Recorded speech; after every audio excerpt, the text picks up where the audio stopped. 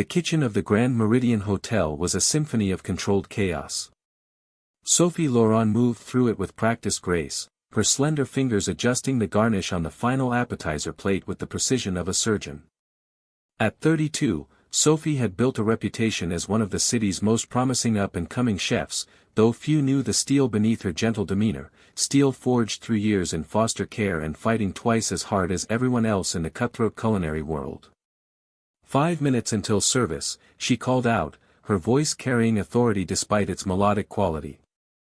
Her small catering team responded with focused efficiency.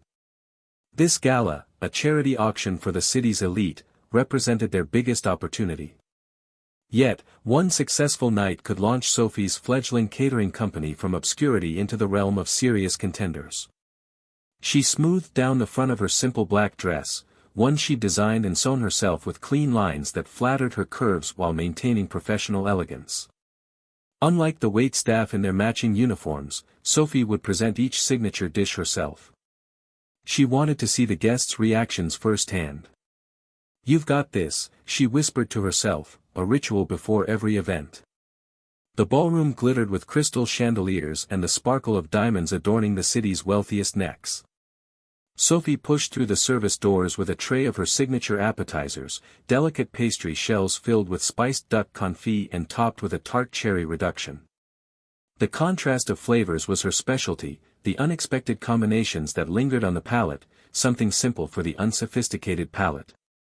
A woman in a red designer gown arched a perfectly sculpted eyebrow, taking in Sophie's appearance before lifting one of the appetizers with manicured fingers. Sophie's smile remained professional. "Actually, the flavor profile is quite complex.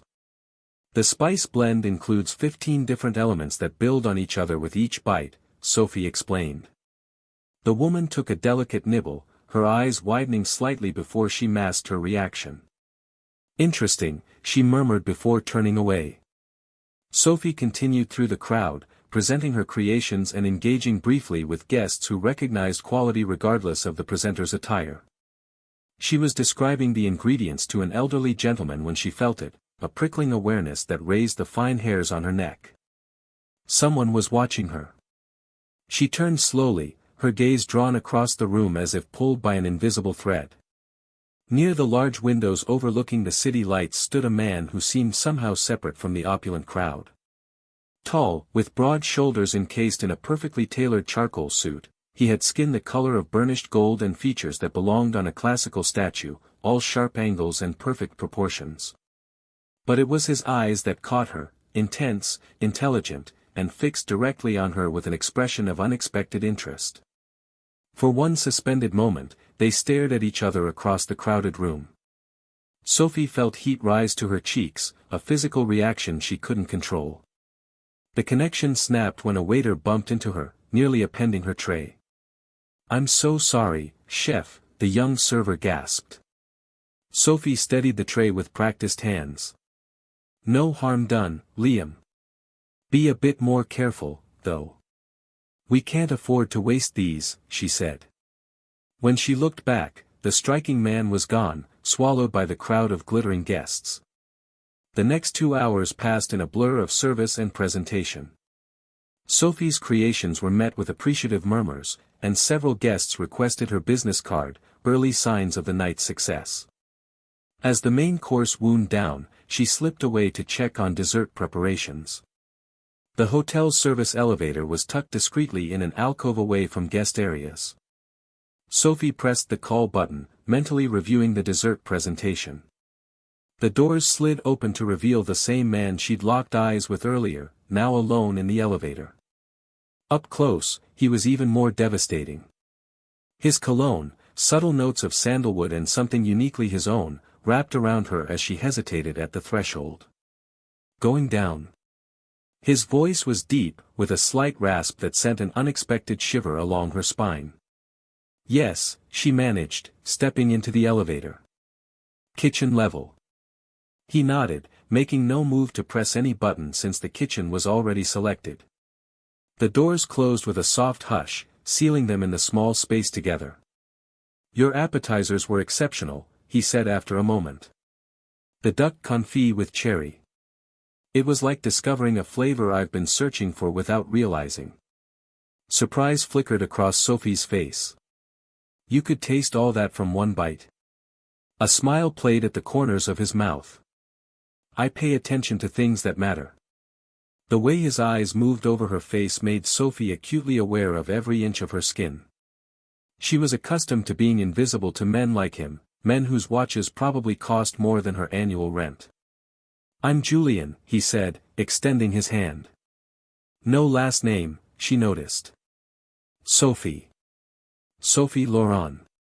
Her hand met his, and the contact sent a jolt of awareness straight to her core. His palm was warm, the grip firm but not overpowering. The elevator lurched suddenly, the lights flickering before plunging them into darkness.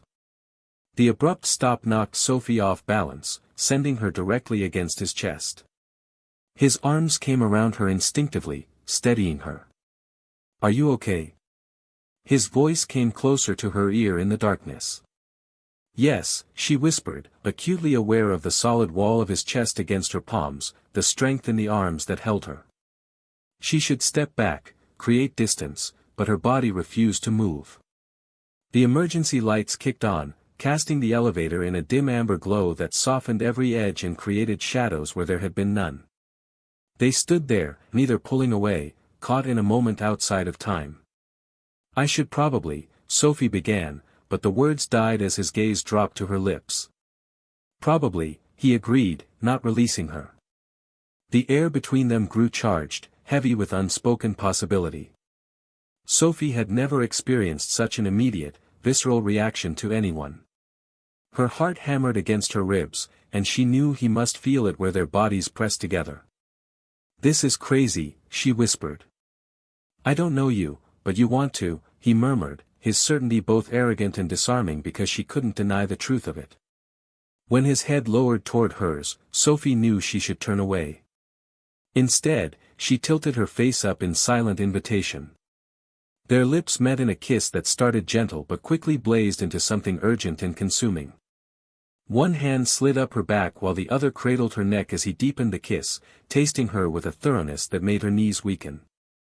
Sophie's fingers curled into the lapels of his jacket, pulling him closer as the kiss obliterated every rational thought. There was only sensation, the heat of his mouth, the strength in the body pressed against hers, the intoxicating taste of him that hinted at depths she suddenly desperately wanted to explore.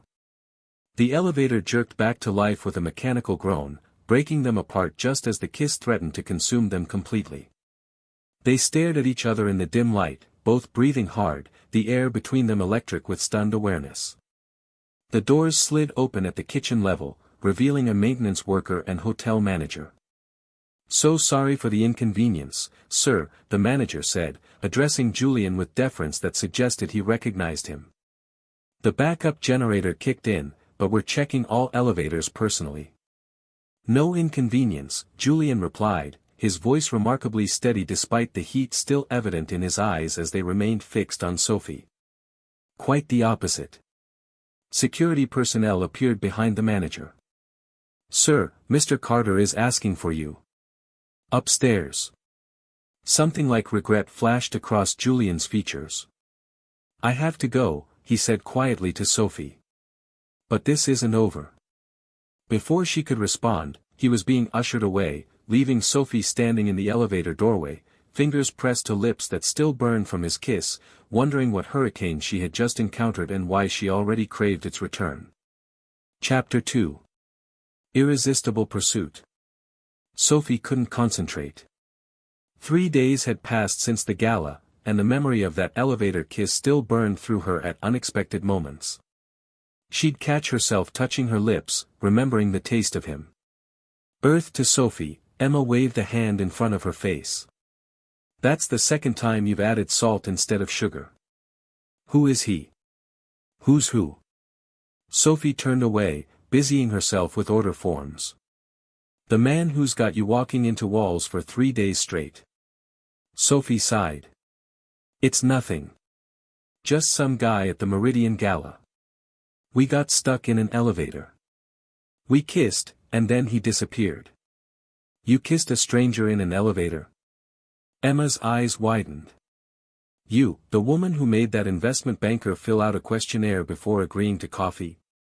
The office door swung open, and Ava appeared, holding an enormous arrangement of orchids. Delivery for you, chef, Ava announced, and before you ask, yes, I checked for a card. Inside was a note with elegant handwriting, the taste of you lingers longer than any flavor I've ever encountered. Dinner tonight. I'll be waiting at Lumine at 8. Julian. Heat rushed to Sophie's face as Emma snatched the card. The taste of you lingers, Emma read aloud. Elevator guy has game. I'm not going, Sophie insisted, though her body disagreed. Her phone chimed with a text from an unknown number, in case flowers aren't enough persuasion, one dinner. What are you afraid of? I'm not afraid, she muttered. Later that evening, standing outside Lumina in a deep purple dress, Sophie tried to quiet her doubts. She never did this, meet strange men, no matter how handsome. Growing up in foster care had taught her caution. Building her business had required a focus that left little room for romance. Yet here she was. The maitre d' led her through the dimly lit restaurant to a secluded corner booth. And there he was, standing as she approached, even more devastating in dark jeans and a charcoal cashmere sweater that emphasized his broad shoulders. His eyes, a warm amber that caught the candlelight, traveled slowly from her face down her body before returning to meet her gaze, sending heat pooling low in her belly. You came. His voice held pleased surprise. I was curious, she admitted, and slightly concerned about how you got my phone number. He smiled, the expression transforming his serious face. I asked the event coordinator for the contact information of the catering company for feedback purposes. That's borderline stalking, Sophie said, though she couldn't muster proper indignation. That's resourcefulness, he countered. Though I admit I wasn't sure you'd come. The sommelier appeared with wine that Julian must have pre-selected. Sophie watched as he tasted it with practiced confidence. Tell me something, she said after the sommelier departed. Why go to all this trouble for a woman you met once in an elevator? He considered her over the rim of his glass. Because in 40 years, I've never experienced anything like what happened in that elevator. His directness was disarming. Have you? Sophie took a sip of wine. No, she admitted. I haven't. Satisfaction flickered across his expression. Then we owe it to ourselves to explore it further. Dinner progressed through exquisite courses, the conversation flowing naturally. Julian asked thoughtful questions about her business, listened with genuine interest to her culinary philosophy. Sophie found herself sharing stories of her apprenticeship in Paris, the challenges of launching her business as a woman of color. You've overcome a lot, he observed admiringly. That takes a special kind of strength.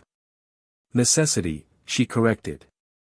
When there's no safety net, failure isn't an option. Something flickered in his eyes, recognition perhaps. I understand that better than you might think. As they left the restaurant, the night air cool against her skin, Sophie knew she should call a cab, go home. Instead, she found herself accepting his suggestion of a walk along the nearby waterfront. When his hand brushed hers, the contact sent electricity racing up her arm. The third time it happened, his fingers interlaced with hers, warm and secure. I don't usually do this, she said quietly. What? Hold hands. Any of it. The elevator, this dinner, walking with a man I barely know at night. He stopped, turning to face her. Do you feel unsafe with me? That's the problem, she admitted. I feel too safe, too comfortable. It doesn't make sense. He stepped closer, his free hand coming up to trace her jaw. Some things defy explanation, Sophie. When he kissed her, it wasn't the desperate heat of their first encounter, but something deeper, more deliberate. He explored her mouth with thorough attention, as if memorizing her. Sophie's hand slid up his chest to curl around his neck, drawing him closer as the kiss deepened. She was breathless when they finally parted. His eyes had darkened with desire, his breathing unsteady as he pressed his forehead against hers. "Come home with me," he said softly. The words, both question and plea, made every lesson in caution Sophie had ever learned scream at her to say no. But the chemistry between them had built throughout the evening into something almost unbearable. "Yes," she whispered against his lips, feeling his smile before she saw it. His penthouse occupied the top floor of a sleek high-rise overlooking the park. Floor-to-ceiling windows showcased the glittering cityscape, but Sophie hardly noticed the multi-million-dollar view. Her attention remained fixed on Julian as he moved with casual confidence, opening wine. "This doesn't match what you told me about yourself," she observed. "Investment analysts don't usually live in penthouses like this." Something guarded flickered across his features. "I've been fortunate in my investments." She turned in his arms. "I'm not, though, yours. Not like a possession." Poor choice of words, he acknowledged. "I'm yours, more accurately, have been since that elevator." Their clothes created a trail to his bedroom, her dress pooling at her feet as he knelt to pay homage to each newly revealed inch of skin, his sweater tossed aside as her eager hands explored the sculpted muscles of his chest and shoulders. By the time they reached his bed, they were down to undergarments, their bodies feverish with need. Julian laid her gently on the cool sheets, his gaze traveling the length of her body with such raw appreciation that Sophie felt worshipped rather than exposed. "You are so beautiful," he whispered, voice rough with desire as he joined her on the bed. "I've thought of nothing else since that elevator." His hands and mouth explored her with dedicated attention, learning every curve, every sensitive spot that made her gasp or arch against him. When he finally covered her body with his own, Sophie was trembling with need. Their coming together was explosive, intense, beyond anything Sophie had experienced before. The physical connection awakened something deeper, more profound than mere pleasure. As they moved together, finding a rhythm that built toward release, Sophie found herself meeting his gaze, unable to look away from the raw emotion reflected there, wonder, hunger, and something that frightened her with its intensity. Later, as moonlight spilled across the rumpled sheets, Sophie lay in the circle of Julian's arms, her head resting on his chest, listening to the steady beat of his heart. "Stay," he murmured into her hair, his voice rough with satisfied desire. "Stay until morning." The request was weighted with implication. Staying meant this wasn't just a one-night encounter, that whatever this thing between them was, it would continue. She should make an excuse, slip away, protect herself. Instead, she pressed a kiss to his chest directly over his heart. "Okay," she whispered, feeling his arms tighten around her. But as dawn filtered through the windows, doubt crept in. What was she doing? This man, this world, none of it belonged in her carefully constructed life. She slipped from the bed while Julian slept, quickly gathering her scattered clothing. She paused at the bedside, taking in his sleeping form before scribbling a note on hotel stationery, "I don't do relationships. Last night was incredible, but let's leave it as a perfect memory." She placed it on her pillow and slipped out, closing the door quietly behind her, trying to ignore the hollow feeling in her chest. What she didn't know was that Julian Hayes was already awake, watching through barely opened eyes as she fled, his jaw tightening with determination. He had found something he hadn't known he was searching for, and he had no intention of letting her disappear from his life, not when he'd only just found her. Chapter 3. Surrender. Sophie was elbow-deep in preparation for a corporate lunch when Ava appeared in the kitchen doorway, her expression a mixture of amusement and curiosity. "There's a delivery for you."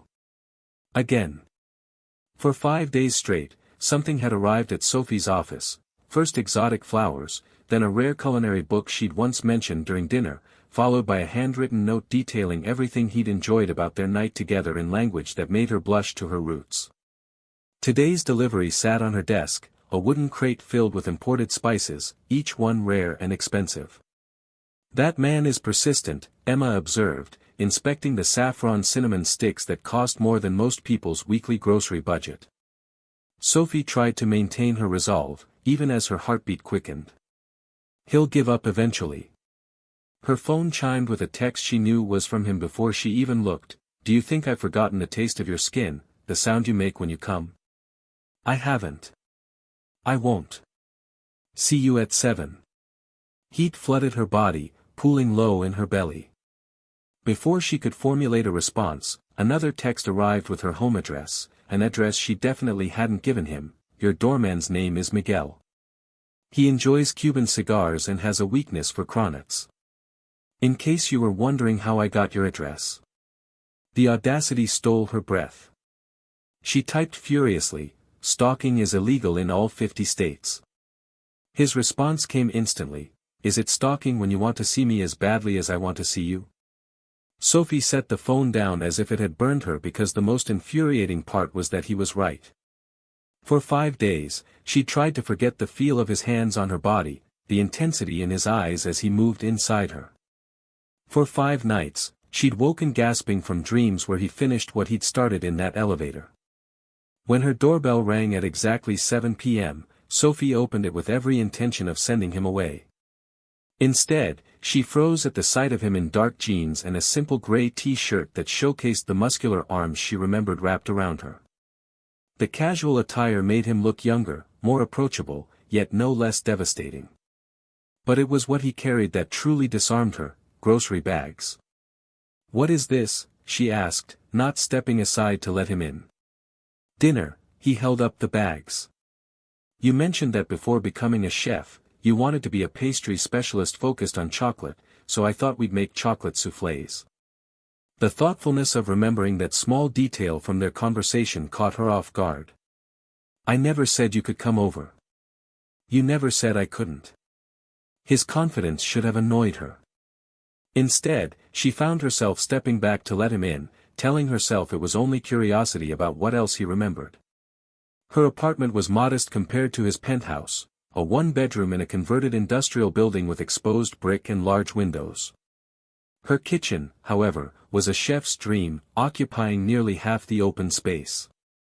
Julian moved through it with surprising competence, unpacking ingredients of impeccable quality. You cook. Sophie couldn't keep the skepticism from her voice as she watched him locate her cutting board without having to ask. I lived alone for many years before I could afford a personal chef. Something vulnerable flickered across his face so quickly she almost missed it. Some skills you don't forget. Working beside him in the kitchen created an unexpected intimacy. Their hands brushed as they passed utensils. Their bodies moved in unconscious synchronization. When he stood behind her to demonstrate his technique for tempering chocolate, his chest pressed against her back, his breath warm against her neck. You're doing this on purpose, she accused, her voice unsteady as his hands guided hers through the silky chocolate. Cooking. His lips brushed the sensitive shell of her ear as he spoke, sending shivers down her spine. Or seducing you? Because yes to both. She turned in his arms, intending to create distance. Instead, she found herself captured by the naked desire in his eyes, a hunger that mirrored the ache building within her.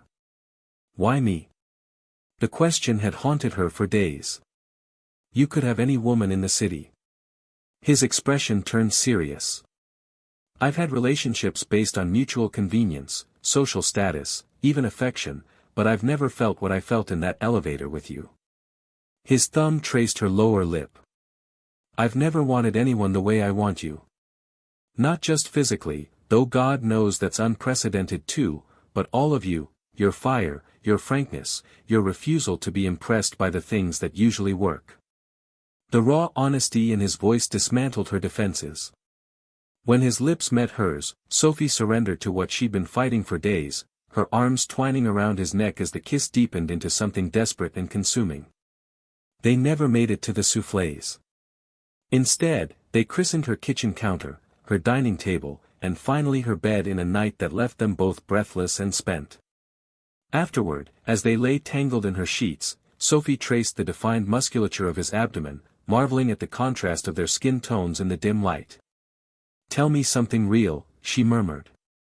Something you don't tell everyone. He was quiet so long she thought he might have fallen asleep. When he finally spoke, his voice held none of its usual confidence. I grew up poor, he said quietly. Not just struggling middle class, but the kind of poverty where you wear the same clothes until they fall apart, where dinner is whatever's cheapest at the corner store. His fingers played absently with one of her curls. My mother worked 3 jobs after my father left. She died when I was 18. Sophie propped herself up on one elbow, studying his face. What happened then? Foster care. The words hung between them. Until I aged out at 20. The revelation stunned her.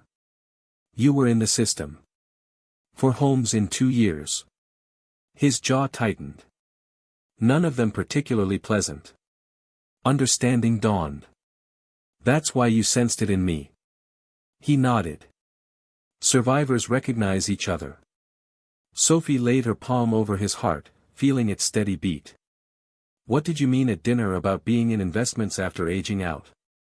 I worked construction during the day, took night classes, got a scholarship. His voice held no self-pity, just a matter-of-fact recounting.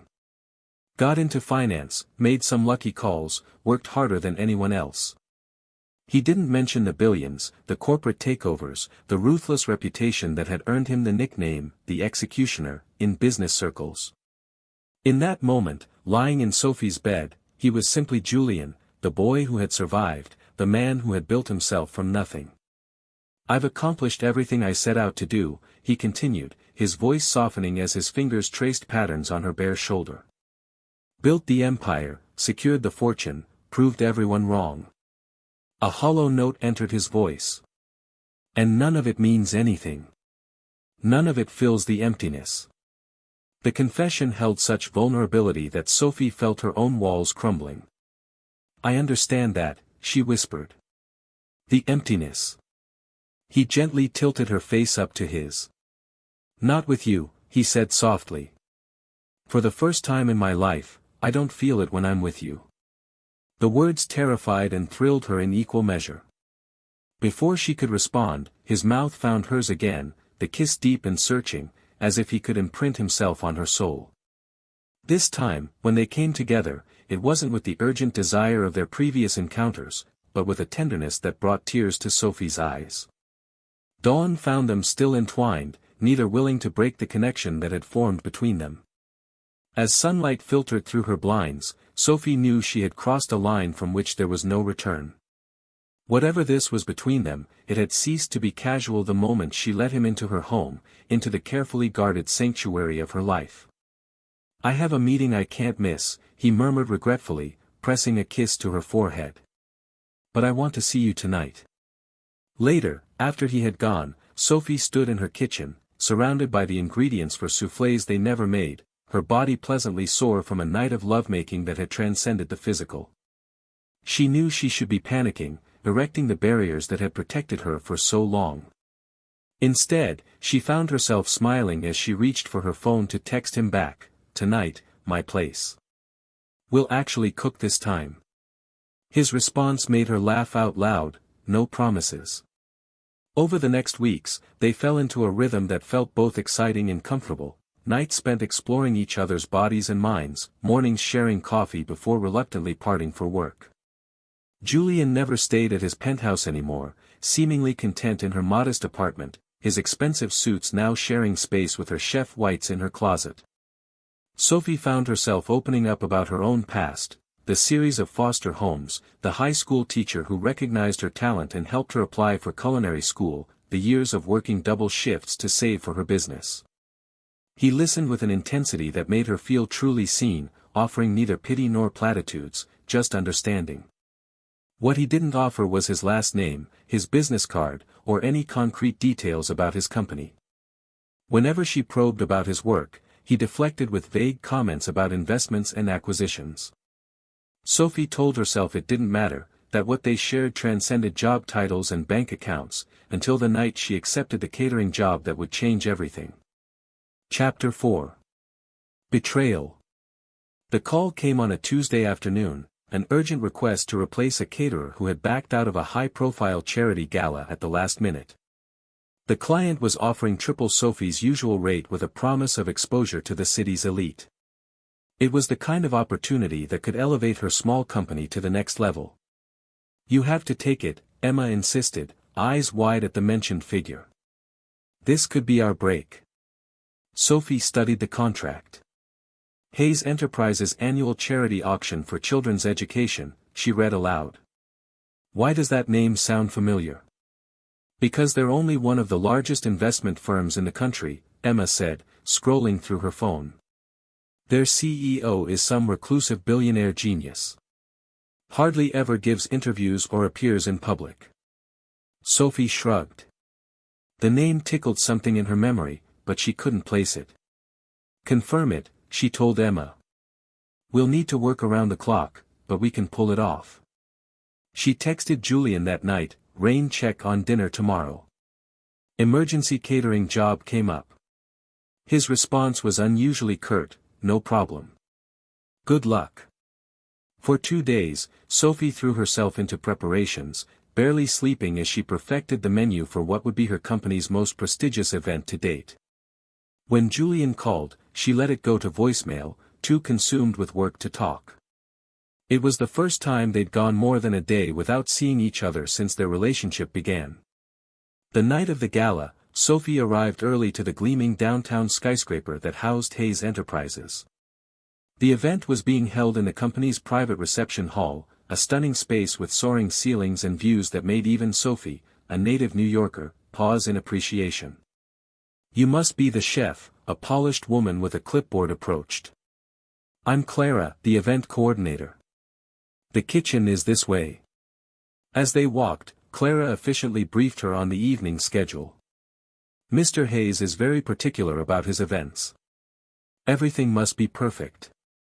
It will be, Sophie assured her, though privately she wondered what kind of man inspired such nervousness in his staff. The kitchen was a wonderland of state-of-the-art equipment. Sophie's team worked with practiced efficiency, preparing for service while she supervised every detail. She had chosen to wear one of her own designs for the event, a simple black dress with subtle structural elements that flattered her curves while remaining professional. A twisted rope of pearls, her mother's, the only thing she had left of her, adorned her neck. With 30 minutes until service, Sophie slipped out to survey the reception hall, now filled with guests in formal wear that probably cost more than her monthly rent. She was studying the flow of the room when she heard them, a cluster of women near the bar, their voices carrying just enough for her to hear. Is that the caterer? One of them, a blonde in a designer red gown, stared openly at Sophie. What is she wearing? Some off-the-rack thing, I suppose, another replied with a dismissive wave. You can't expect everyone to have taste. Or money, added a third, triggering tittering laughter. Sophie felt the familiar burn of humiliation and anger. She had faced this her entire life, judgment based on appearance, assumptions about her worth tied to the price tag of her clothing. Usually, she let it roll off her, but tonight, with the pressure of the event and her exhaustion, the words stung more than they should. She retreated to a service corridor, needing a moment to compose herself before facing her team. Leaning against the wall, she closed her eyes and took a deep breath. Ladies and gentlemen, a voice announced over the PA system, please welcome our host for the evening, the CEO of Hayes Enterprises, Mr. Julian Hayes. Sophie's eyes flew open. Something about the name. Applause erupted as a figure took the stage, and Sophie's world tilted on its axis. There, dressed in an impeccable tuxedo, stood Julian, her Julian, smiling confidently at the crowd. Thank you all for coming tonight, he was saying, his familiar voice now carrying the unmistakable authority of someone accustomed to command. Hayes Enterprises is proud to host our annual charity auction for children's education. Sophie couldn't breathe. Julian wasn't just some investment analyst. He was Julian Hayes, the reclusive billionaire CEO of a global empire. The man who had been lying to her for weeks. As if sensing her presence, his gaze swept the room and locked with hers.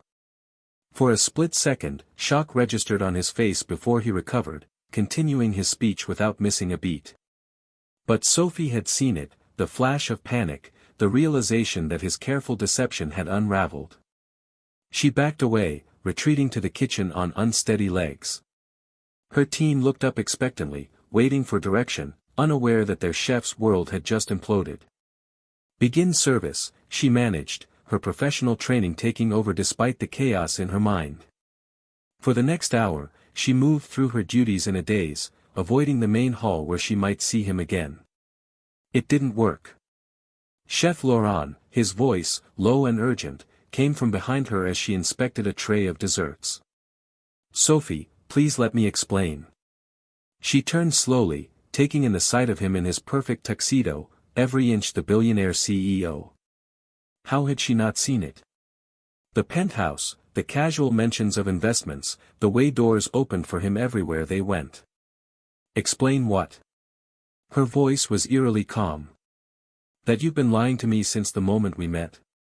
That you created this entire fiction about who you are. Not a fiction, he protested, stepping closer. Everything I told you about my past, about my feelings, it's all true. Except the part where you're Julian Hayes, billionaire CEO, not Julian, the investment analyst. Sophie's laugh held no humor. A minor detail. His jaw tightened. Would you have given me a chance if you'd known who I was from the start? Or would you have assumed I was like every other rich bastard who sees women as acquisitions?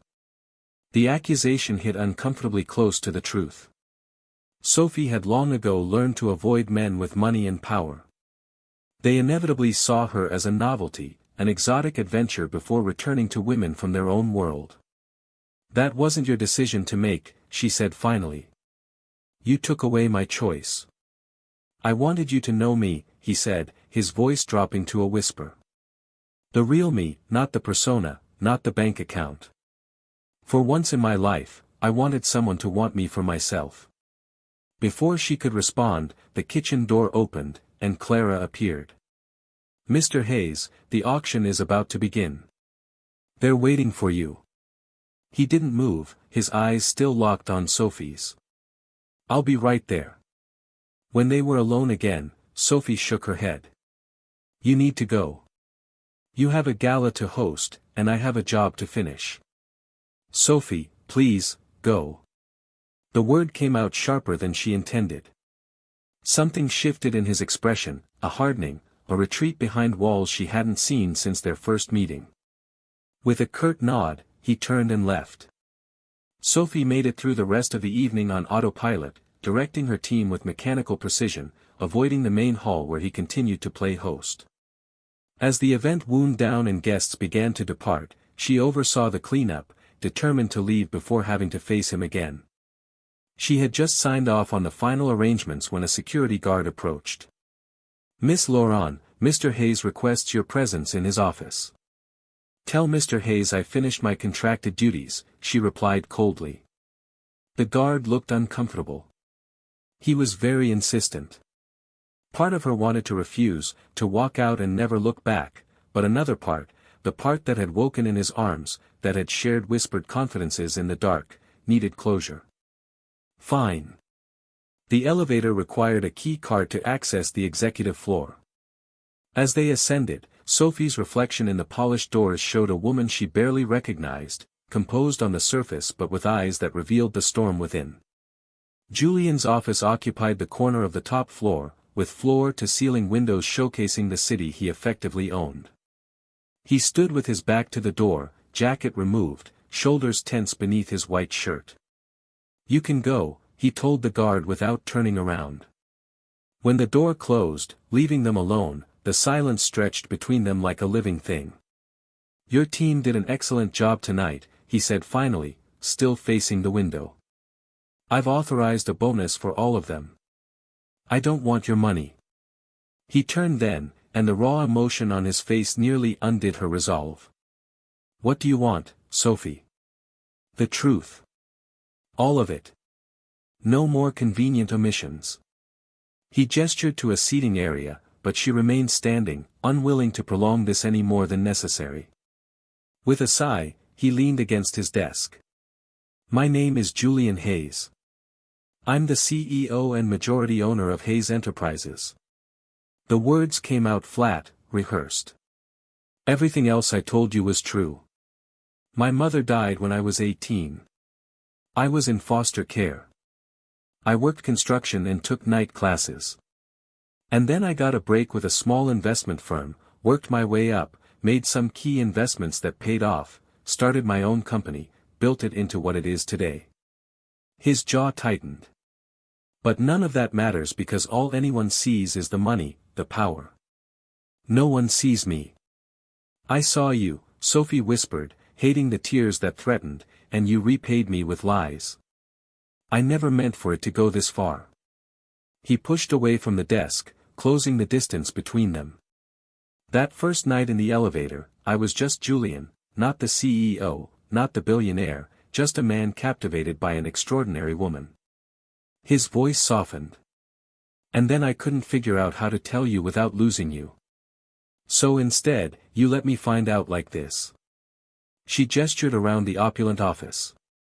Do you have any idea how humiliating that was? To realize everyone in that room probably knew who you were except me. I was going to tell you, he insisted. Tonight, actually. That's why I was distant when you said you were working. I knew which event you were catering. Sophie laughed bitterly. How convenient that you found your courage just as I was about to discover the truth anyway. His expression hardened. You're right. I was a coward. I should have told you from the start. He ran a hand through his hair, disheveling the perfect CEO image. But can you honestly say you would have given me a chance if you'd known? The question hung between them, uncomfortably accurate. That's not the point, she said finally. The point is, you took away my choice. You made me fall for a lie. Not a lie, he said fiercely, stepping closer. I am the same man who held you through the night, the same man who told you things I've never told another soul. His voice dropped. The same man who has been falling in love with you since the moment you looked at me in that elevator. The word sent a shock through her system. Neither of them had used that word before, love. Don't, she whispered, backing away. Don't say things you don't mean. In 2 strides, he was before her, his hands grasping her upper arms. I have never meant anything more in my life. I love you, Sophie. Not because you're beautiful, though God knows you are. Not because you're talented or strong or any of the million things that make you extraordinary. I love you because when I'm with you, I'm not Julian Hayes, billionaire CEO. I'm just a man who's finally found where he belongs. The raw emotion in his voice shook her resolve. When his mouth descended on hers, she should have pulled away. Instead, she found herself responding with all the confusion and hurt and desire that warred within her. The kiss deepened into something desperate and consuming, his hands tangling in her hair as hers clutched at his shirt.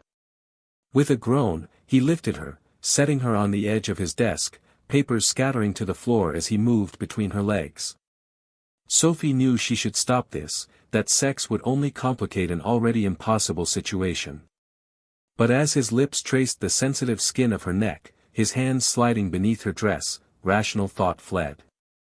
Their lovemaking was different this time, fierce, almost angry. Each touch a statement, each kiss a question neither could answer. When release finally came, it left Sophie trembling in his arms, tears she couldn't suppress sliding down her cheeks. Julian held her close, his breath ragged against her hair. Stay, he whispered. Stay with me.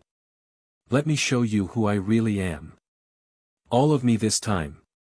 The plea broke through the last of her defenses.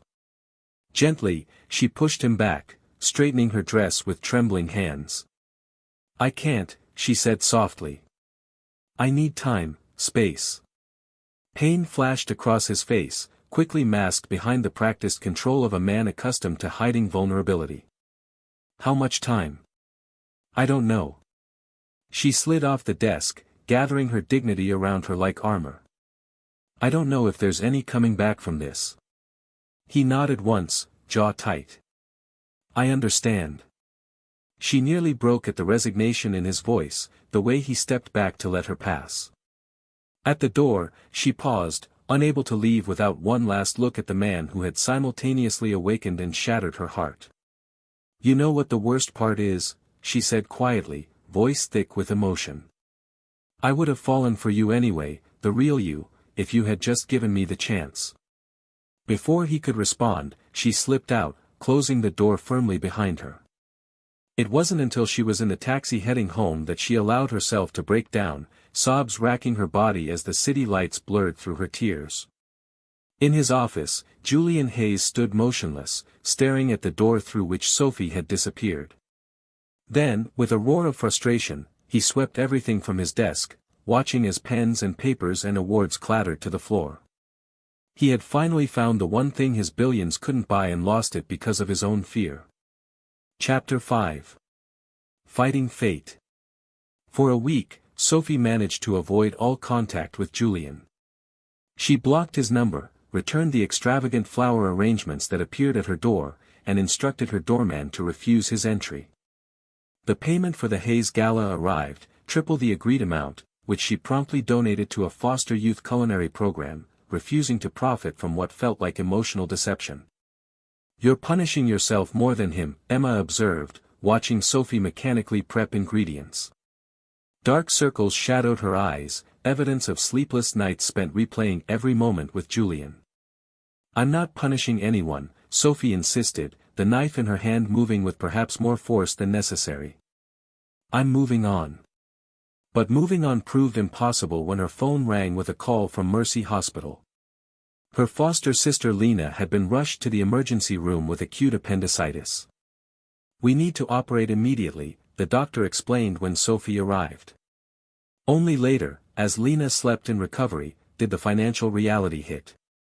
Lena had no insurance, her job at the daycare center didn't provide benefits.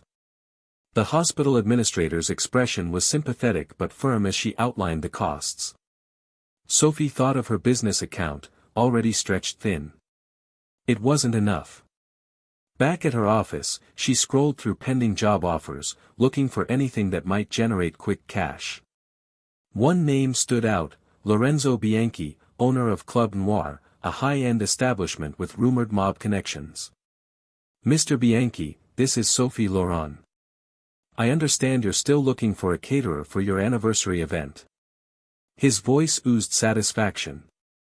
"Indeed, Miss Laurent, though my offer expires tonight." "I'll take it." The fee was substantial, enough to cover a significant portion of Lena's medical bills. Sophie pushed away her unease. One night, one job. She could handle anything for her sister. Club Noir occupied a former warehouse in a questionable part of town. As Sophie's team unloaded supplies, she noted the sleek cars arriving, the silent men in dark suits who seemed more like security than guests. "You didn't tell me this was a mob thing," Ava whispered, eyes wide. "It's just catering," Sophie assured, though she wasn't convinced. Lorenzo Bianchi, a stocky man with slicked-back silver hair, greeted Sophie with two familiar hands on her shoulders. "The chef arrives," he announced. "Beautiful and talented, perfect." The evening progressed smoothly until Sophie heard a commotion near the entrance. "You can't go in there," Bianchi's voice raised in alarm. "Watch me." Sophie froze, recognizing that voice instantly. Julian stalked into the main room, his tall frame imposing in a perfectly tailored suit. His expression, when he spotted her, cycled rapidly from relief to anger. "What are you doing here?" Sophie hissed, aware of the attention they were attracting. "Saving you from making a terrible mistake." He grasped her elbow. "Do you have any idea who these people are?" Before she could respond, Bianchi appeared, flanked by two bulky men whose jackets couldn't quite conceal their weapons. "Mr. Hayes." Bianchi's smile didn't reach his eyes. "What an unexpected pleasure." "Bianchi." Julian's tone was ice. "I didn't realize you'd expanded into the restaurant business." "Just a private celebration." Bianchi's gaze shifted between them. "You know our chef." "She's with me," Julian stated, his hand possessively at the small of Sophie's back. "A contract with a man who launders money through this club and traffics women through the back rooms." Julian murmured, barely audible, "Trust me, just this once." The certainty in his voice made her hesitate. Something in Bianchi's demeanor had shifted, his earlier oily charm replaced with something menacing. A thin man with cold eyes approached. "Problem, Lorenzo?" "No problem, Mr. Ivanov." Bianchi's smile was strained. "Just a minor business disagreement." Ivanov studied Julian with narrowed eyes. "Hayes, the businessman who plays hero. His woman?" "Yes. We were just leaving," Julian said smoothly. "No." Ivanov's smile was chilling. "You stay. We drink. Celebrate." It wasn't a request. Sophie felt Julian's hand tighten on her waist. "Of course," he agreed, though his body had tensed. "Though Miss Laurent needs to check on the kitchen first." In the kitchen, Sophie instructed her team to pack up and leave immediately. She needed to retrieve her phone from Bianchi's office. The hallway was deserted as she slipped inside, grabbing her coat.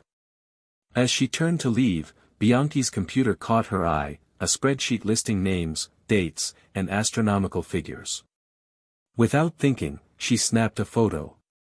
"Curious, aren't we?" Bianchi stood in the doorway, expression twisted with anger. "Julian Hayes's bitch, spying for him. I'm not his." The words died as Bianchi slapped her, the force snapping her head to the side. "Search her," he ordered the guard behind him. Rough hands grabbed her arms. Sophie fought, driving her knee upward into the guard's groin. He doubled over with a howl. Bianchi lunged for her, but Sophie ducked under his arm and bolted for the door. She raced down the hallway, hearing shouts behind her. The main room was chaos, glasses shattered, women screaming. In the center stood Julian, blood streaming from a cut above his eye, fists raised against two of Bianchi's men. Their eyes met across the room, a moment of connection that froze time. Then Ivanov's voice cut through the din, "Enough." The European motioned, and his men drew weapons. "This disappoints me, Lorenzo." Bianchi appeared behind Sophie, gripping her arm painfully. "This bitch was spying, taking photos." Ivanov's cold eyes assessed her. "Delete them." Sophie swallowed. "And then you'll let us go?" A thin smile. "Perhaps." She knew it was a lie. Across the room, Julian gave an imperceptible shake of his head. "The photos are already uploaded to cloud storage," he called out. "And I have a security team outside who will enter if we don't exit in the next 2 minutes." Bluff or truth? Sophie couldn't tell, but Ivanov hesitated, glancing toward the windows.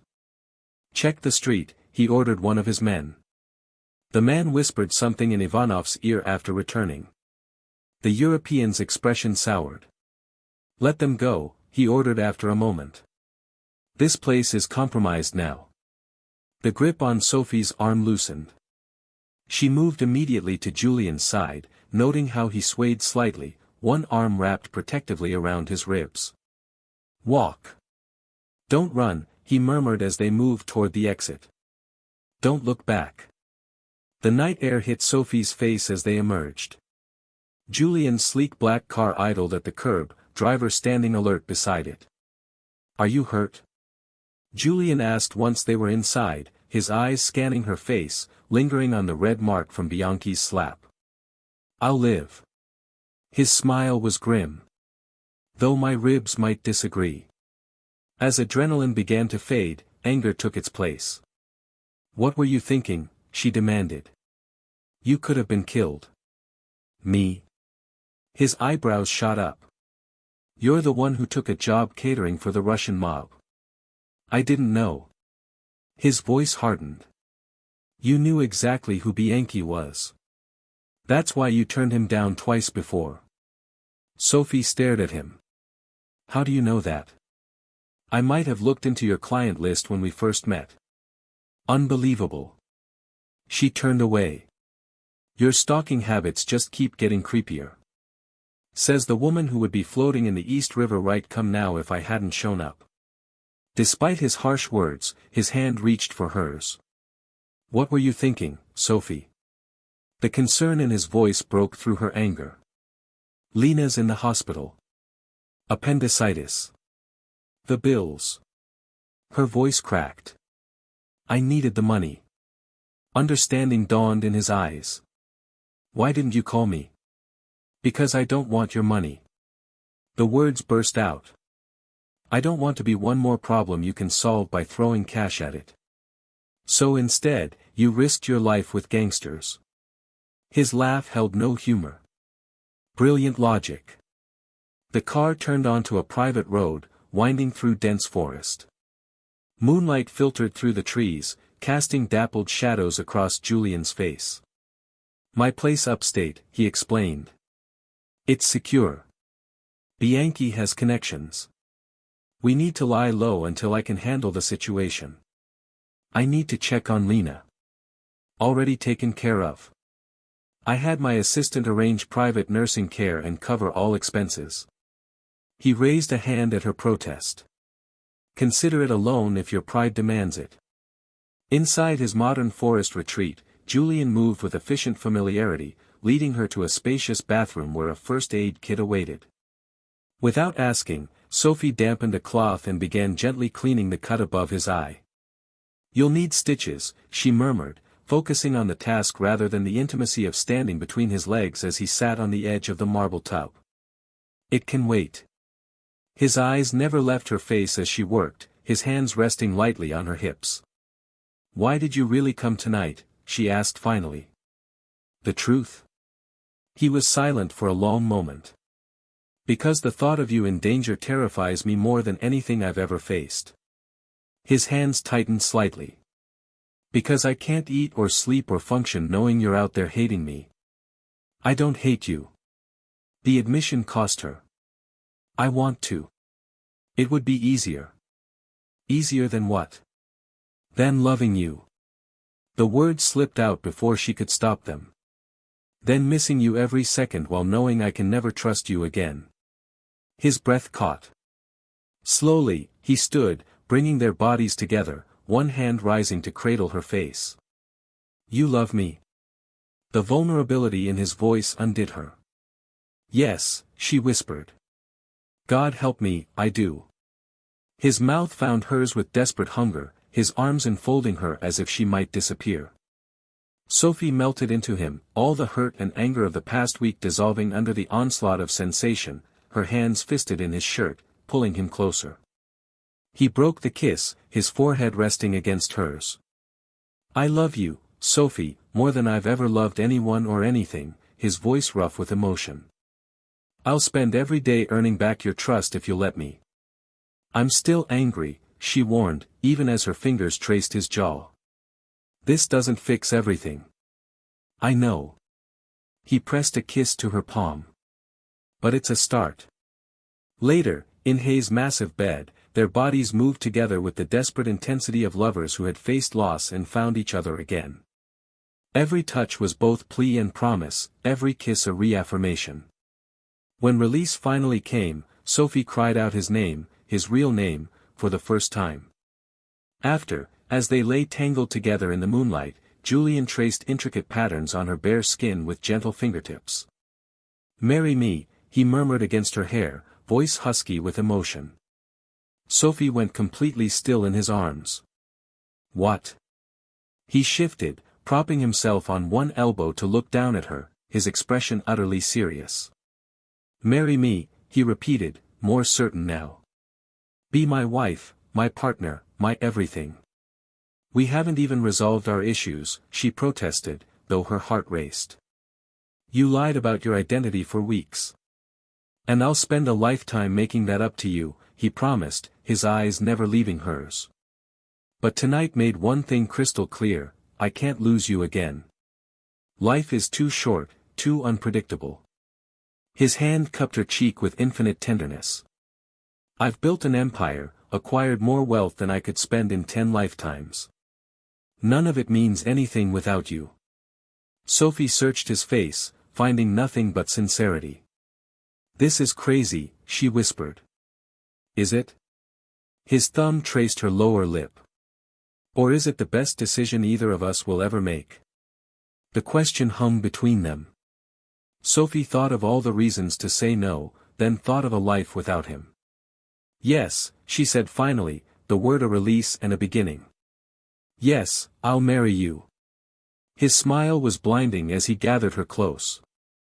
Their kiss sealed the promise, tender at first, then deepening into something more urgent as passion reignited between them. Neither of them could know that their greatest challenge still awaited, one that would test their newfound commitment in ways they couldn't imagine. Chapter 6.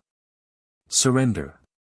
Sophie woke to sunlight streaming through unfamiliar windows and the seductive aroma of freshly brewed coffee wafting from somewhere nearby. For a moment, disorientation clouded her mind until memories of the previous night flooded back, the chaos at Club Noir, their narrow escape, Julian's heartfelt proposal, and her acceptance that had changed everything.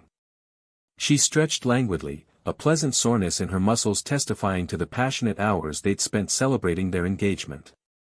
The space beside her in the massive bed was empty but still warm. Wrapping the silken sheet around her naked body, she padded barefoot through the house, following the coffee scent like a beacon. She found Julian on the terrace, shirtless in low-slung pajama bottoms that revealed the sculpted planes of his abdomen. His back was to her as he spoke quietly but intensely into his phone, muscled shoulders tense with focus. Early morning sun gilded his bronze skin, highlighting both his powerful physique and, more concerningly, the dark bruises blooming along his ribs, vivid evidence of the fight at Bianchi's club. "I don't care what it costs," he was saying, his voice carrying the unmistakable authority of barred man accustomed to being obeyed without question. "I want every piece of evidence against Bianchi and Ivanov in the DA's hands by noon, and make sure those hospital bills are taken care of anonymously." He turned, sensing her presence, and his expression transformed instantly from calculating CEO to devoted lover. "I'll call you back," he told the person on the other end before ending the call, his eyes softening as they took in the sight of her. "Good morning," he said, crossing to her and pressing a gentle kiss to her lips. "Sleep well?" "Better than I have in days," she admitted, accepting the coffee mug he offered. She gestured toward his bruised torso. "Those look painful." "Worth it."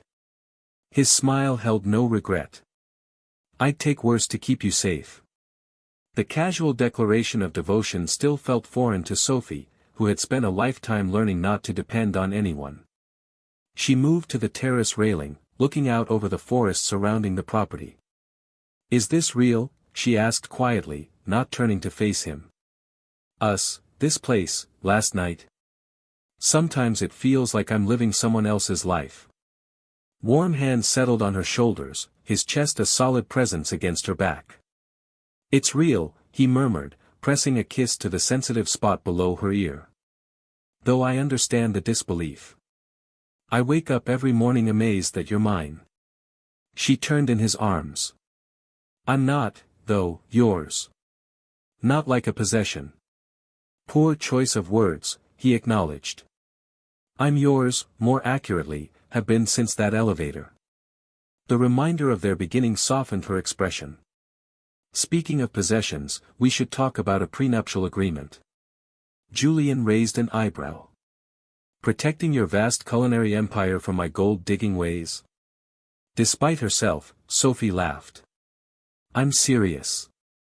You have billions to protect." "From you?" He shook his head. "The woman who donated her payment from my gala rather than deposit it?" Her surprise must have shown on her face because he smiled wryly. "Yes, I know about that. I know many things about you, Sophie Laurent." His expression turned serious. "But if it makes you more comfortable, we can have whatever legal documents you want drawn up." "It's the sensible thing to do," she insisted. "When has anything about us been sensible?" His hand slid down to her waist, tugging her closer. "We met in an elevator, had mind-blowing sex on our first date, and got engaged after a brawl with the Russian mob. Sensible left the building a long time ago." His logic was infuriatingly accurate. Standing there in the morning sunlight, wrapped only in a sheet while the billionaire CEO of a global empire looked at her as if she were the only woman in the world, Sophie had to admit that sensible didn't apply to their relationship. Fine, she conceded, but I want to maintain my business, my independence. I wouldn't have it any other way. His smile was genuine. Your drive, your talent, they're part of who you are. I'd never ask you to give that up. The simple understanding in his voice melted another layer of her defenses. This man, with all his power, his wealth, his commanding presence, respected her autonomy in ways previous partners never had. When do we go back to the city? She asked, changing the subject before emotion overwhelmed her. Tomorrow, perhaps, once I'm certain Bianchi and Ivanov are no longer issues. His jaw tightened momentarily. They made a critical error threatening you. What did you do? Concern crept into her voice. Nothing violent, he assured her, recognizing her worry. Just provided certain financial records to the appropriate authorities, records that were conveniently on your phone after your impromptu photography session in Bianchi's office. Sophie's eyes widened. You went through my phone. You were sleeping, he said unapologetically. And those photos were evidence of money laundering on a massive scale, the kind of evidence that will keep Bianchi and his associates occupied with legal troubles for the foreseeable future. She should have been angry at the invasion of privacy but found herself more impressed by his efficiency. Remind me never to get on your bad side. Not possible. His hand slid lower, untucking the sheet from where she'd secured it. You occupy a very, very good side. His lips found hers, morning coffee forgotten as desire sparked between them again. With deliberate slowness, he unwrapped her like a precious gift, the sheet pooling at her feet as he lifted her onto the terrace table, his mouth trailing down her throat to her breasts. Someone could see, she gasped, even as her legs wrapped around his waist. Private property, miles from the nearest neighbor, his voice rough with want. Though if exhibitionism concerns you, we have about 30 other rooms to christen. The playfulness was new, a side of him she hadn't seen before. This wasn't the controlled CEO or even the intense lover she'd come to know, but someone lighter, happier. The realization that she was the cause of that transformation sent warmth spreading through her that had nothing to do with physical desire. Let's start here, she decided, pulling him closer, then work our way through the house. His laugh was swallowed by her kiss as she surrendered to the joy of the moment, to the man who had fought his way into her heart despite every barrier she'd erected. Later, after they'd made good on her suggestion in both the kitchen and the library, they lay tangled together on a plush rug before a crackling fire. Outside, rain had replaced the morning sunshine, pattering against the windows in a soothing rhythm. Tell me about your childhood home, Sophie asked, her head pillowed on his chest. The real one, not the penthouse. Julian was quiet for a long moment, his fingers tracing idle patterns on her bare shoulder. Small, he said finally. 2 bedrooms in East Harlem. My mother kept it spotless despite working 3 jobs. Always smelled like lemon furniture polish and whatever she was cooking. The wistfulness in his voice tugged at Sophie's heart. What happened to it after she died? Landlord evicted me when the rent came due, he said matter-of-factly. I was 18, had no legal right to the lease. Child services came, and that was that. Sophie tightened her arm around his waist, imagining the scared teenager behind the powerful man. Where is it now? I own the building. His tone was carefully neutral. Bought it 10 years ago when I made my first million. Renovated it. Kept the rents affordable for the families living there. The revelation touched her deeply. For all his billions, all his glamorous properties around the world, he had made a point of reclaiming that piece of his past. Will you take me there someday? She asked softly. He lifted his head to look at her, surprise evident in his expression. You want to see it? I want to see all of you, she said simply. Not just the billionaire CEO or the passionate lover, but the boy who grew up in East Harlem, the person you were before the world knew your name. Something vulnerable flickered in his eyes. Yes, he said finally, I'll take you there. Later that afternoon, the rain still falling steadily, Julian led Sophie through the house to a room they hadn't yet explored. A key from his pocket unlocked heavy wooden doors, revealing what appeared to be a childhood sanctuary preserved in time. My treehouse, he explained, gesturing to the rustic structure built into an enormous oak tree visible through floor-to-ceiling windows, or rather, the indoor access to it. The space was anything but childish.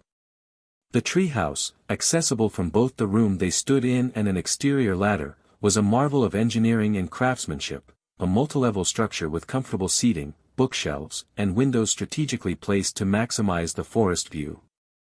You built this yourself? Sophie asked, stepping closer to the glass. With my hands? Yes. Pride colored his voice. One of the few things I still do without delegating. The construction skills from my early jobs never left me. Show me, she said, turning to him with genuine interest. Surprise and pleasure mingled in his expression.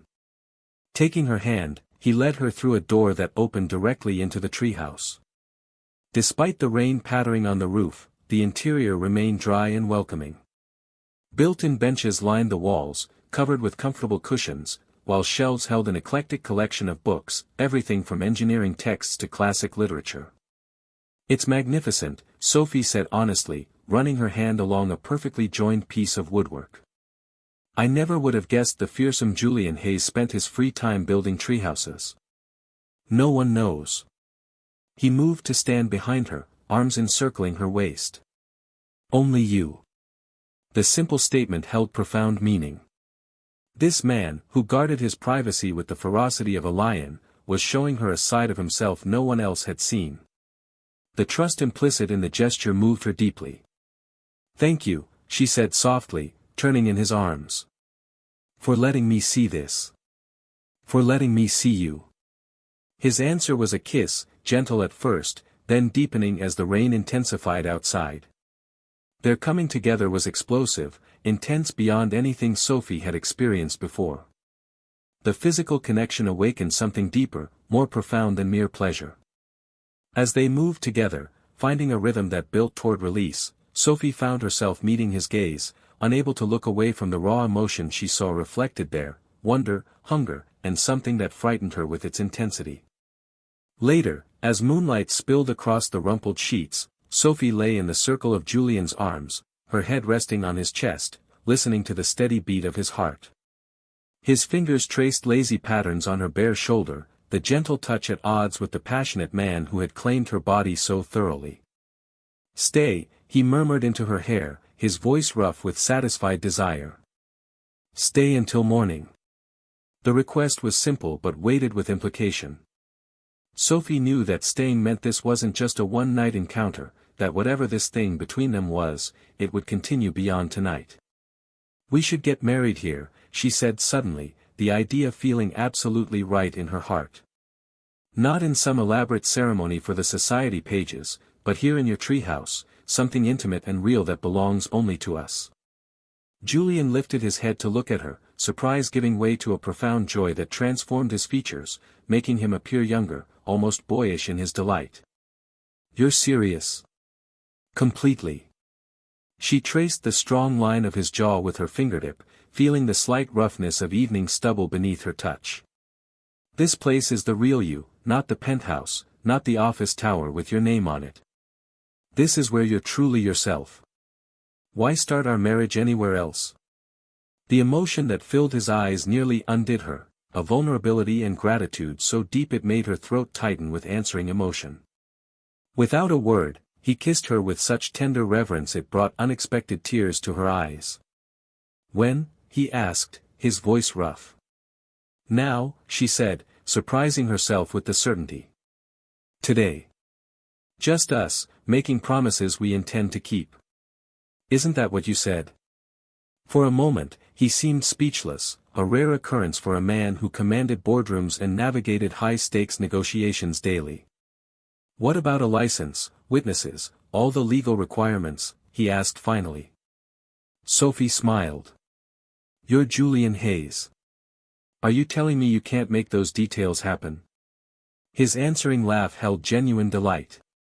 You're right. He reached for his phone, abandoned earlier with their clothes. Give me an hour.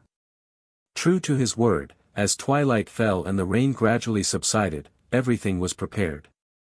A local judge had been arranged, paperwork expedited through channels Sophie chose not to question.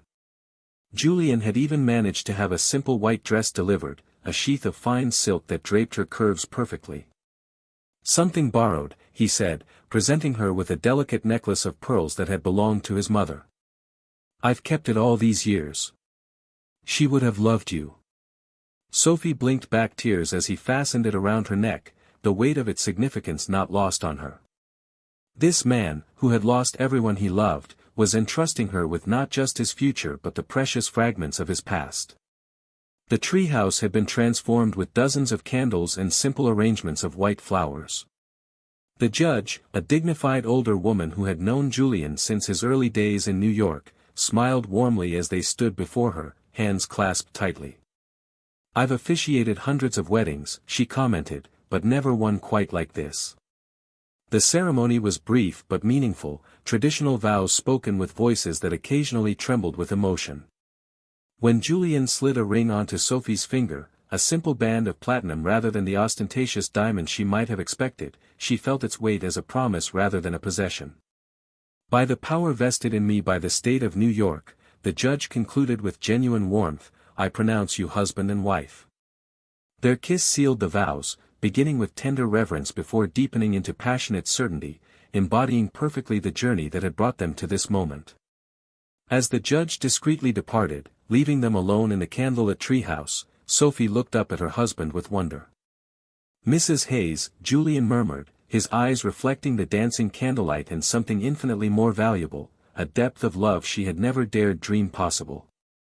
"Mr. Laurent Hayes," she corrected with a playful yet meaningful smile, burning a laugh that rumbled from deep in his chest and warmed her to her core. That night, they made love as husband and wife for the first time, their connection deepened by the promises they had exchanged. Every touch, every kiss carried new meaning, the certainty of belonging, of having found in each other the home neither had truly known before. What they couldn't know, as they lay sated in each other's arms, was that their greatest challenge still awaited them. The sanctuary they had created would soon be tested in ways neither could imagine. Chapter 7. The Gala. 3 weeks into their marriage, Sophie and Julian had settled into a rhythm that balanced intimacy with independence. Rather than moving into his penthouse, they split their time between her apartment and his various properties, maintaining the sanctuary of separate spaces while building a life together. The business world remained oblivious to their union, a deliberate choice. Sophie insisted on establishing her catering company's reputation without the Hayes name attached to it, while Julian respected her need for professional autonomy. "You need to attend the Hayes Foundation Gala," Julian said one morning as Sophie prepared breakfast in her apartment kitchen, "as my date." Sophie paused, spatula in hand. "Your date? Not your wife? I thought we agreed to keep our marriage private for now." He leaned against the counter, watching her with undisguised appreciation. "Until your business is more established." She placed a plate of perfectly prepared eggs Benedict before him. "And you're okay with that? Introducing me as what? Your girlfriend?" "I'm okay with whatever makes you comfortable." His hand caught hers, thumb brushing over the simple platinum band she wore on a chain beneath her clothes when working. "Though I'd prefer to announce to the world that you're mine." The possessive edge in his voice sent heat coursing through her. 3 weeks of marriage hadn't diminished their physical connection. If anything, it had intensified, security creating space for exploration that left them both constantly craving more. "The press will have a field day," she warned. "Black chef from Brooklyn marries billionaire in secret ceremony. Let them." His eyes darkened as he pulled her between his legs. "I'm not ashamed of who we are." His kiss tasted of coffee and desire, breakfast forgotten as his hand slid beneath her robe. When they finally came up for air, Sophie's decision was made. "Fine, I'll go to your gala." She nipped lightly at his lower lip. "But I'm wearing my own dress, one I designed." "Deal." His smile was triumphant. "Though I can't promise to behave if you look too tempting." "When have you ever behaved?" She laughed, slipping from his grasp. Now eat your breakfast before it gets cold. Some of us have work to do. The night of the gala arrived with surprising swiftness. Sophie stood before the mirror in Julian's penthouse, assessing her reflection critically. The dress she designed was a deep crimson silk that flowed over her curves like liquid, the cut simple but elegant with a plunging back that revealed the smooth expanse of her dark skin. No designer label, no $1,000 price tag, just clean lines and expert construction that reflected her own aesthetic. Her only jewelry was a pair of simple pearl earrings that had belonged to Julian's mother, a gesture that meant more than any diamond could have. "You're going to cause a riot," Julian said from the doorway, his expression making her skin flush with warmth.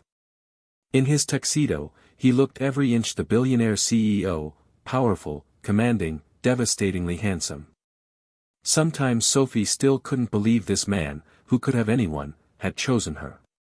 "You don't think it's too simple?" she asked, smoothing the fabric. "Most women will be dripping in designer labels." "Most women aren't you," he crossed to stand behind her, their eyes meeting in the mirror. "Most women are trying to prove their worth through what they wear." His lips brushed the sensitive skin below her ear. "You've never needed to." The journey to the venue was quiet, an undercurrent of tension building between them. This would be their first public appearance as a couple, stepping out from the private cocoon they'd created. Sophie felt the weight of impending scrutiny, the assumptions, the judgment, the inevitable questions about gold digging and social climbing. "Second thoughts?" Julian asked as the car pulled up to the red carpet. "No," she squared her shoulders. "Just preparing for battle." His laugh was warm with understanding. "Remember, these people fear me more than you fear them." He squeezed her hand. "And I adore you in a way none of them have ever experienced." With cameras flashing, they entered the glittering ballroom arm in arm. The elite of New York's social scene filled the space, champagne flowing freely as millions were pledged to the Hayes Foundation's educational initiatives. Whispers followed their progress across the room, curious, speculative, occasionally envious glances directed at Sophie and the possessive hand Julian kept at the small of her back. "Who is she? Where did he find her? What is she wearing?" The murmurs were just audible enough to reach her ears, but Sophie held her head high, focusing on Julian's steady presence beside her. When he was pulled away for business discussions, she found herself momentarily alone at the edge of the crowd, an island of calm in the sea of social maneuvering. "So, you're Julian's latest distraction." The voice came from behind her, cultured, female, dripping with condescension. Sophie turned to find herself facing three women, all impeccably dressed in designer gowns, all studying her with the predatory focus of lionesses spotting a gazelle. "I'm sorry." Sophie kept her voice pleasant, professional. "Isabelle Dupont." The woman in the center extended a manicured hand, her smile not reaching her eyes. "An old friend of Julian's." The emphasis on "friend" made the implication clear. This was an X marking territory.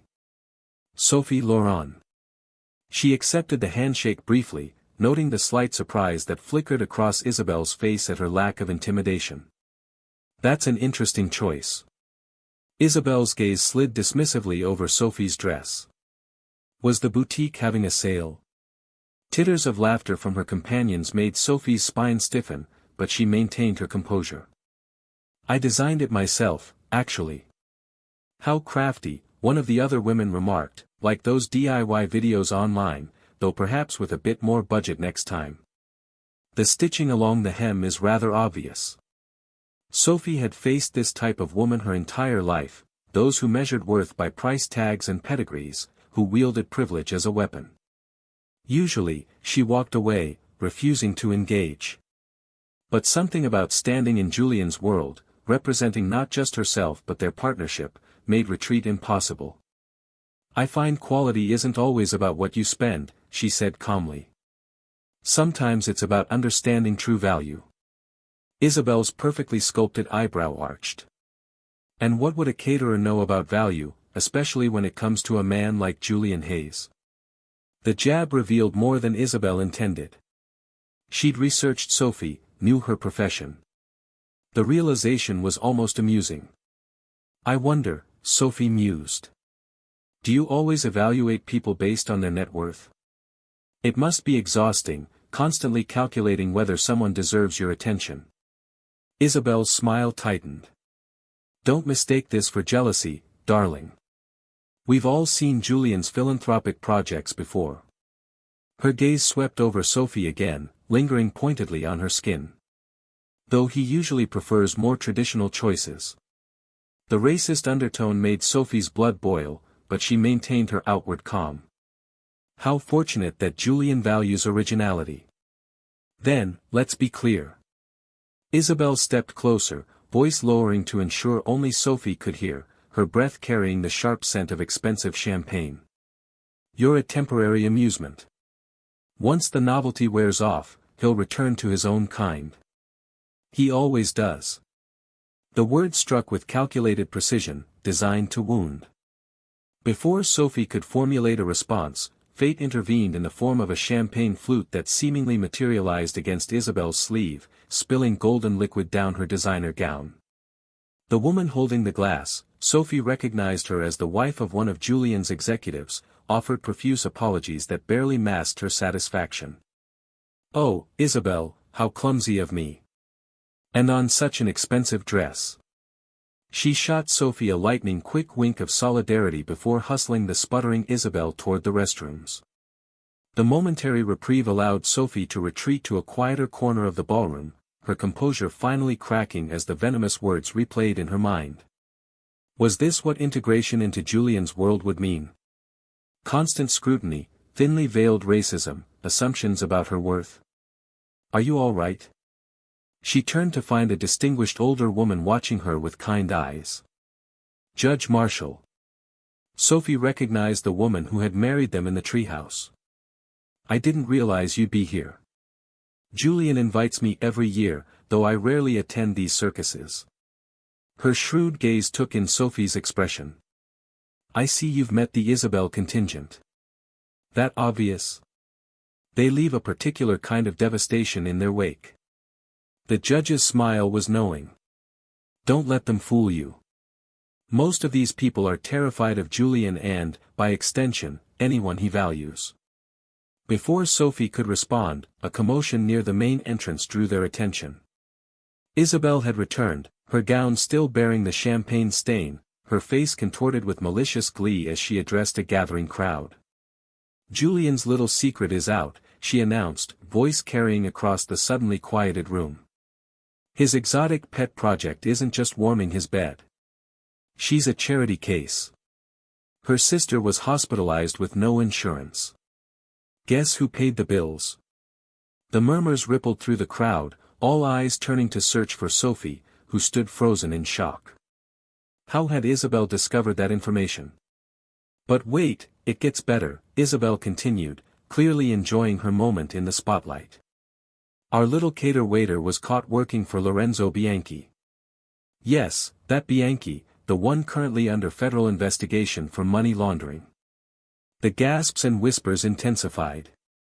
Sophie felt the walls closing in as hundreds of judgmental gazes found her, dissecting her simple dress, her obvious lack of belonging in their world. Shame and anger warred within her, not for the accusations themselves, but for allowing herself to be vulnerable to such public humiliation.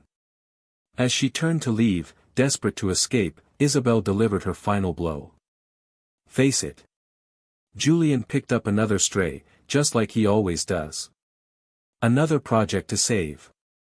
Another cheap. That's my wife you're speaking to. Julian's voice cut through the room like a blade, silencing even Isabel mid-sentence. He stood at the entrance to the ballroom, his expression thunderous as he strode purposefully toward Sophie. The collective gasp was audible as the implications of his words registered. Isabel's face drained of color. Your wife? Someone echoed incredulously. Julian reached Sophie, one arm sliding protectively around her waist as he faced the stunned crowd. Yes, my wife, though I fail to see how that's anyone's business but ours. You married her. Isabel's voice had risen an octave, disbelief etched across her features. 3 weeks ago, he confirmed, his gaze never leaving Sophie's face, his expression softening as he addressed her directly. And it was the best decision I've ever made. Before the murmurs could build again, he pulled Sophie to him, one hand cradling her face with such tenderness that the room seemed to fall away. His kiss was neither chaste nor showy, it was a declaration, passionate and unwavering, leaving no doubt about the nature of their relationship. When they finally parted, Sophie was aware of the silence that had fallen over the room, of the open shock on faces like Isabel's, and surprisingly, of the small smiles of approval from others, including Judge Marshall. "I believe," Julian said, his voice carrying easily through the hushed space, "that an apology is owed to my wife." Isabel's mouth opened and closed soundlessly, her composure finally cracking under the weight of Julian's cold stare. I didn't realize," she stammered. Clearly. His tone could have frozen flame. "Now, if you're finished embarrassing yourself, I suggest you leave before I reconsider my company's numerous contracts with your family's hotel chain." The threat, delivered with calm precision, sent Isabel scurrying toward the exit, her companions trailing in her wake like deflated balloons. Julian turned back to Sophie, unconcerned with the avid attention of the remaining guests. "I'm sorry," he said softly, for her ears alone. "I should never have left you to face them alone." "You're making a scene," she whispered, though she couldn't suppress the warmth spreading through her at his public defense. "I'm making a statement," he corrected, his thumb tracing the curve of her cheek, "that the woman in the cheap dress is worth more than everyone else in this room combined." His words, spoken with such conviction, healed something Sophie hadn't realized was wounded. In that moment, despite the whispers, despite the stares, she felt truly secure in her place beside him, not as an accessory or a project, but as an equal partner chosen for herself. "Take me home," she murmured, suddenly exhausted by the emotional whiplash of the evening. His smile was both tender and heated. "With pleasure, Mrs. Hayes." As they departed, heads still together in hushed conversation, the gala erupted behind them, phones documenting the unexpected revelation, voices speculating on the secret marriage, bets already being placed on its duration. None of it mattered. In the sanctuary of the car, Sophie curled against Julian's side, allowing the tension to drain from her body as his fingers stroked soothingly through her hair. "So much for keeping our marriage private," she said, a hint of dry humor returning to her voice. "Are you angry?" His question held genuine concern. Sophie considered, then shook her head. "No." Relieved, actually. She tilted her face up to his. "I'm tired of hiding how I feel about you." His kiss was answer enough, deep and possessive, a promise of the night to come. By the time they reached the penthouse, both were breathless with need, clothes discarded in a trail from the elevator to the bedroom as they reaffirmed their connection in the most primal way possible. Later, as they lay tangled in sweat-dampened sheets, Julian's fingers traced lazy patterns on her bare shoulder. "You know the press will be relentless now," he warned.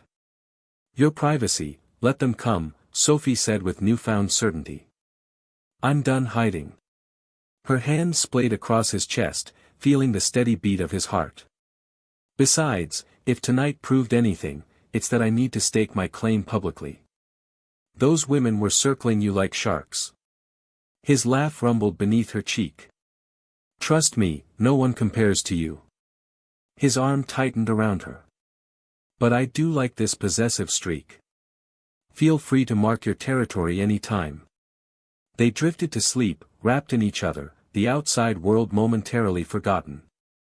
Neither could know that Isabel's humiliation had planted a seed of vengeful obsession, one that would soon blossom into a threat to both their happiness and Sophie's life. Chapter 8. Targeted. The morning after the gala, Sophie and Julian's private life had become a public spectacle. Their faces graced every tabloid with headlines screaming, "Billionaire's secret marriage." Paparazzi camped outside Sophie's apartment and catering kitchen, while clients either cancelled contracts or booked her specifically to glimpse Julian Hayes's mysterious bride. "This is exactly what I didn't want," Sophie said, showing Julian an email from a client requesting she personally cater, so we can meet Julian's wife. It'll pass, he promised, though his expression betrayed concern. The scrutiny only intensified.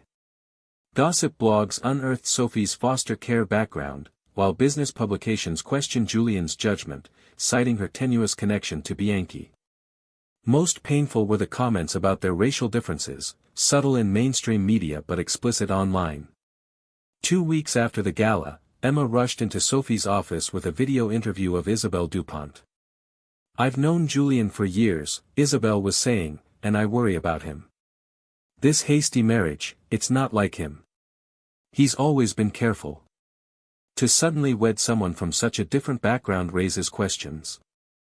The interviewer leaned forward eagerly. "Are you suggesting there's more to this relationship? Let's just say Julian has a history of rescue missions, taking in strays, fixing broken things." Her smile couldn't mask the malice. "I just hope he hasn't confused charity with love." That evening, Julian found Sophie staring out the penthouse windows. "Am I a charity case?" she asked. "One of your rescue missions? Is that what you think?" His hands cradled her face. "Since when do you care what everyone thinks? The Sophie I know would tell them all to go to hell." His certainty coaxed a reluctant smile. "Maybe she's tired of fighting. Then I'll fight for both of us." 2 nights later, they attended a business dinner with potential investors. Among them was Victor Langston, a business rival known for his cutthroat tactics. Throughout dinner, Sophie noticed Langston watching her with calculated interest. During dessert, Isabelle Dupont made an unexpected appearance. "Julian, darling," she trilled. "I had no idea you'd be here. I'm just having dinner with Victor." The calculated ambush was obvious. Julian's expression remained impassive, though Sophie felt his tension. "Isabelle," he acknowledged coldly. "I see you found a new protector." Isabelle smiled tightly. "Victor and I are just friends. Unlike some, I take time to build relationships before rushing into commitments." The barb was aimed directly at Sophie, who refused to give Isabelle the reaction she sought. "It's lovely to see you again, Isabelle. That shade of lipstick is much more flattering than what you wore to the gala." Isabelle's hand drifted self-consciously to her mouth as Langston interjected. "We were discussing the Sullivan acquisition. I understand Hayes Enterprises has expressed interest. Perhaps we should combine forces," Langston suggested. "I'm sure Isabelle would enjoy working closely with both of us again." The implication that the three had some shared history hung in the air. Sophie felt Julian's hand find hers beneath the table. "I prefer to keep business and pleasure separate," Julian replied firmly. Isabelle laughed brittlely. "Since when? As I recall, you were quite willing to blur those lines during our Tokyo merger." As they prepared to leave, Langston made a final play. "Sophie, I'd love to discuss catering options for my charity event. Perhaps we could meet privately." Isabelle added with false sweetness, "Yes, do consider it. I've heard your little business is struggling since the revelations about your client list." "I'll have my assistant contact yours," Sophie replied smoothly. "Though I should warn you, my rates have increased substantially since I married a billionaire." Her deliberate embrace of the gold digger stereotype, delivered with obvious irony, caught Isabelle off guard. In the car, Julian drew her close. "You are magnificent." Most women would have thrown champagne in her face. "I considered it," Sophie admitted. "But my dress is too nice to risk splashing." Later that night, Sophie voiced her concerns. "Isabelle and Langston are working together." "But why?" "Langston wants Hayes Enterprises," Julian explained. "Isabelle wants revenge for perceived humiliation." "Perceived?" "We were involved briefly years ago. She assumed it was heading toward marriage. I made it clear it wasn't. And now she can't stand that I married someone else." Sophie settled against his chest. "Especially someone she considers beneath you." His arms tightened around her.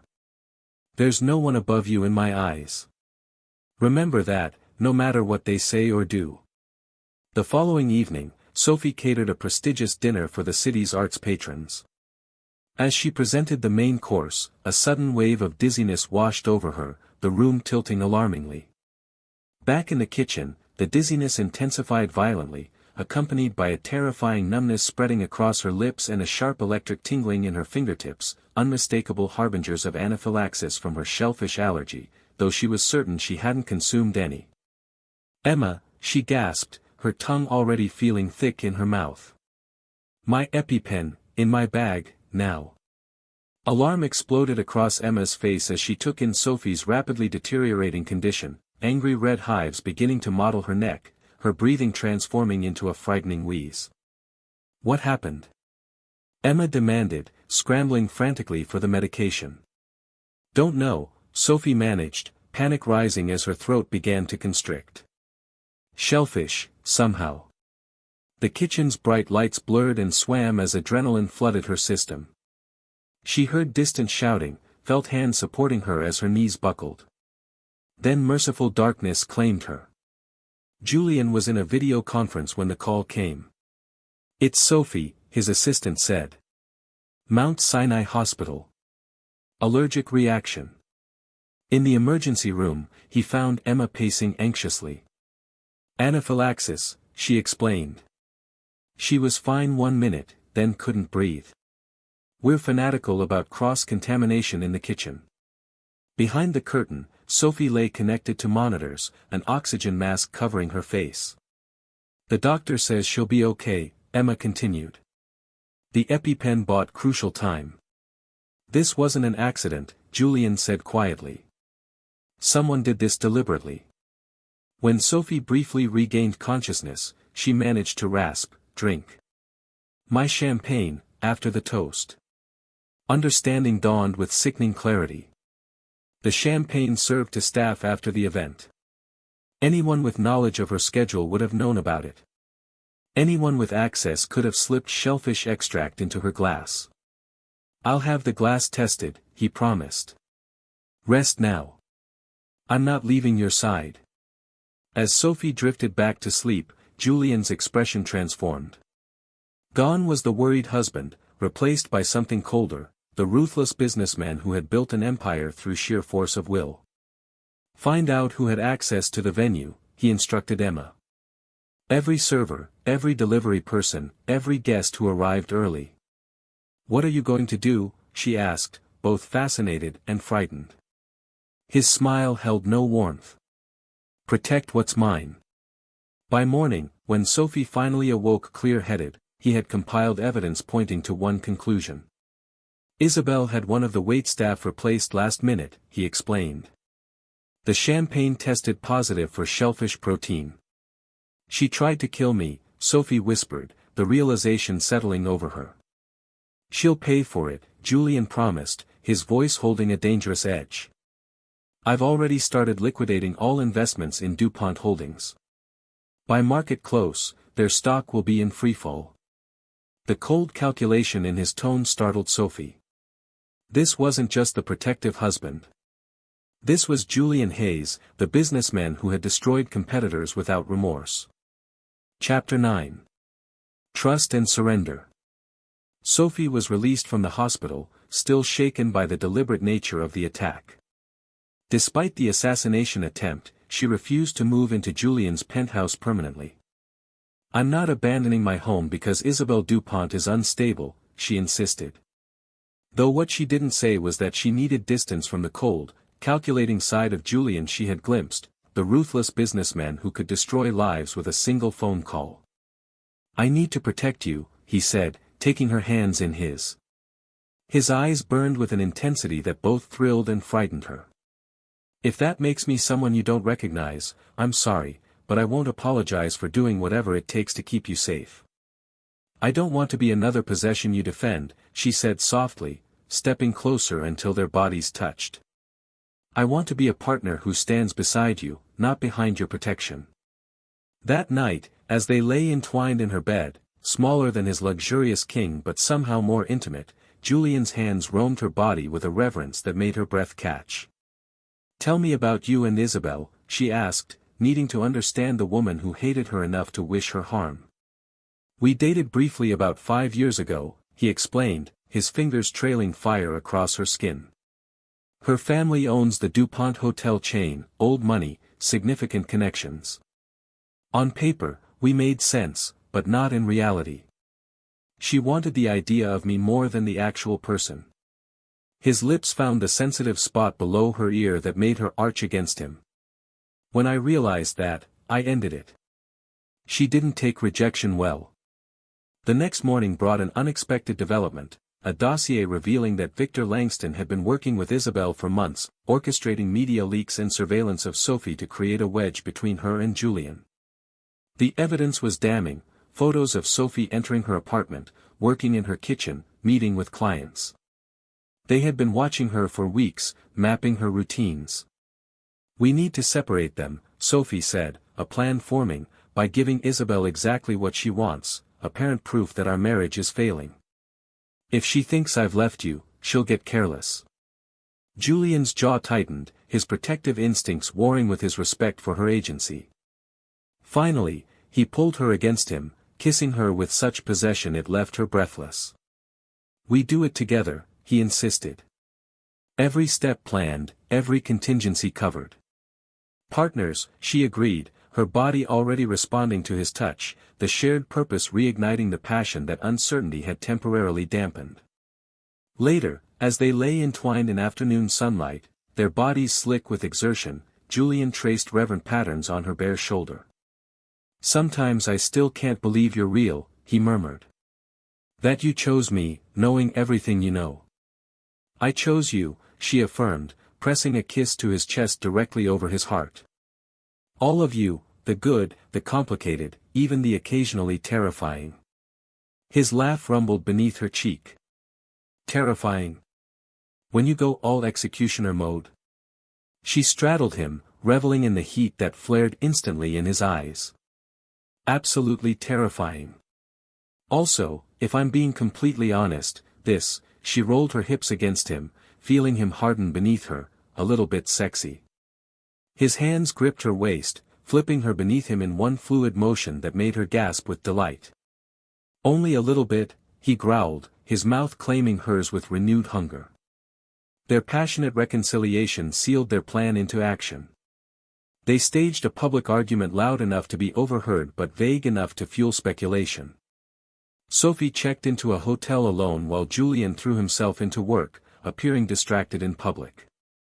3 days later, Sophie received a text from Isabel, heard about the trouble in paradise. Drinks at Lucille tonight. Sometimes enemies make the best confidants. She's not wasting time, Sophie observed, showing Julian the message in their secure meeting location. She smells blood in the water, he replied, his expression darkening. Are you sure about this? Sophie silenced his concern with a kiss that quickly escalated, her hands making quick work of his shirt buttons. We need to end this, she whispered against his mouth. But first, hours later, her body still humming from their encounter, Sophie arrived at Lucille. Isabel waited, immaculate in designer clothes, her smile holding calculated sympathy. Darling, she greeted, air kissing near Sophie's cheeks. You look tired. Separation doesn't agree with you. I'm fine, Sophie replied, sliding into the seat across from her, just adjusting to some new realities. Aren't we all? Isabel signaled the waiter. Champagne for both of us. We're celebrating your liberation from Julian Hayes. A lovely diversion, but a terrible husband. As Isabel sipped her champagne, her true malice emerged. Tell me, what was the final straw? The controlling behavior? The obsessive need to possess everything he touches? Sophie hesitated, choosing her words carefully. Let's just say I discovered sides to him I hadn't seen before. Sides that frightened me. Oh yes, the famous Hayes temper. Isabel purred, leaning closer. Did he threaten to destroy someone for you? He does that, you know. Thinks it's romantic. Something like that. Sophie encouraged Isabel to continue. You're lucky, really, Isabel said, swirling her champagne. Not everyone escapes his orbit intact. Some of us bear the scars for years. What did he do to you? Sophie asked, genuine curiosity mixing with her strategic objectives. Isabel's perfectly composed expression hardened. He dismissed me, treated me as disposable after I gave him entree to social circles he could never have accessed otherwise. Then he replaced me with you. She laughed bitterly. A catering girl from Brooklyn, of all things. So this is about revenge. Sophie kept her tone neutral. It's about justice, Isabel corrected. Julian Hayes has spent a lifetime taking what he wants, discarding people when they no longer serve his purposes. By poisoning me?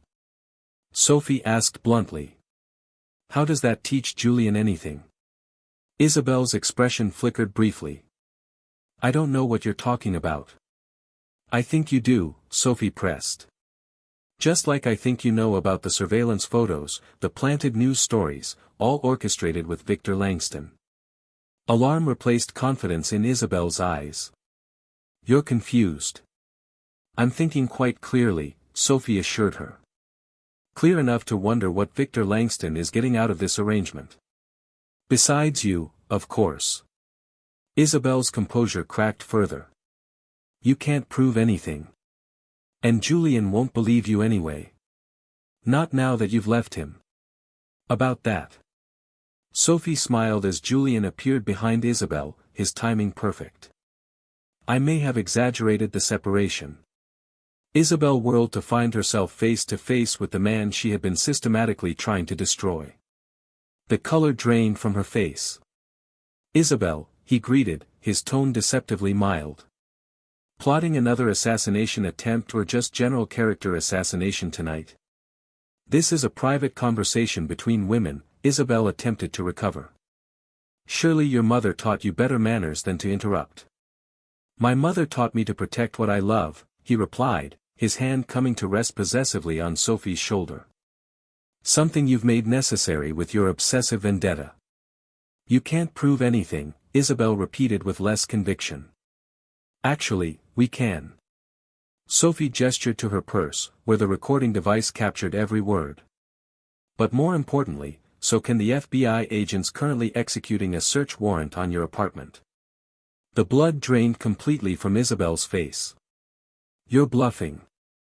Would you like to call your doorman and check? Julian suggested.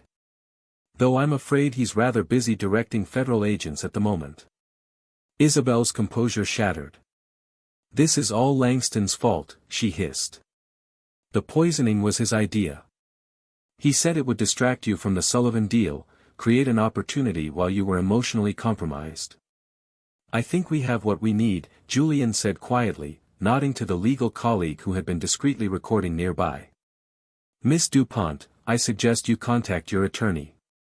You'll be hearing from the district attorney shortly. As they turned to leave, Isabel made one final desperate play. This isn't over, Sophie. Men like Julian don't change. Ask yourself why he really married you. Was it love, or just the thrill of possessing something different? Sophie paused, turning back. You know what your problem is, Isabel? You've never understood the difference between possession and partnership. She glanced up at Julian, her expression softening. Fortunately for me, he does. Outside the hotel, Julian pulled Sophie against him, his mouth claiming hers with a passion that left her knees weak, his hands roaming possessively over her body, unconcerned with their public location. You were magnificent, he murmured against her neck, nipping lightly at her sensitive skin. Brave and brilliant and absolutely terrifying in your own right. They barely made it into the car before desire overwhelmed them, his mouth hot against hers, her hands urgent beneath his jacket. The privacy screen went up as the driver discreetly pulled away from the curb. I need you, Julian growled, his control finally snapping as he lifted her onto his lap. Now. Their lovemaking was frantic, almost desperate, a celebration of victory and reaffirmation of their bond. When they finally arrived home, they continued their passionate reunion, christening every surface from the elevator to the bedroom in a night of uninhibited desire that left them both breathless and sated. Later, as they lay entwined, Sophie's head pillowed on his chest, Julian's fingers traced gentle patterns on her bare shoulder. "You've changed me," he said softly, his voice thick with emotion. "A year ago, I would have obliterated them both without hesitation. And now I understand there are more meaningful victories than annihilation." His lips pressed against her forehead. "You've taught me that strength isn't measured by who you can destroy, but by what you choose to preserve." The realization moved her deeply, this evidence of his growth, his willingness to evolve within their partnership. As they drifted toward sleep, wrapped in each other's arms, Sophie knew with absolute certainty that whatever challenges awaited them, they would face them together, not as billionaire and chef, not as savior and saved, but as equal partners in the truest sense. The woman in the cheap dress had found her place, not behind or beneath the powerful man who loved her, but firmly at his side, exactly where she belonged. Chapter 10. Full Circle. 1 month after Isabel's exposure, Sophie stood in the dressing room of the Grand Meridian Hotel, adjusting the final details of her outfit. The symmetry wasn't lost on her. This was where it had all begun, where she had first locked eyes with Julian across a crowded ballroom, where they had shared that life-changing kiss in the elevator. Tonight, the hotel hosted the Hayes Foundation's annual charity gala, and Sophie wasn't just attending as Julian's wife. She was catering the event, her company having won the contract fairly without her husband's influence. "You look stunning," Emma said, helping her with a final adjustment to her dress. Sophie smoothed her hands over the crimson silk, the same dress she had worn to the previous gala, where she had been mocked for its simplicity, the same dress Isabel and her friends had called cheap. Tonight, however, she wore it with a difference. Around her neck hung Julian's mother's pearls, and on her finger gleamed the platinum band that marked her as his wife. "Ready to face the wolves again?" Emma asked, her expression concerned. Though Isabel and Langston had been neutralized, New York society remained a treacherous landscape for someone with Sophie's background. "They're not wolves," Sophie replied with newfound confidence, "just people with their own insecurities. Besides," she smiled, "I have something they'll never have. A billionaire husband." Emma teased. "A partnership based on love, not convenience." Sophie checked her reflection one last time. "That's worth more than all of Julian's billions."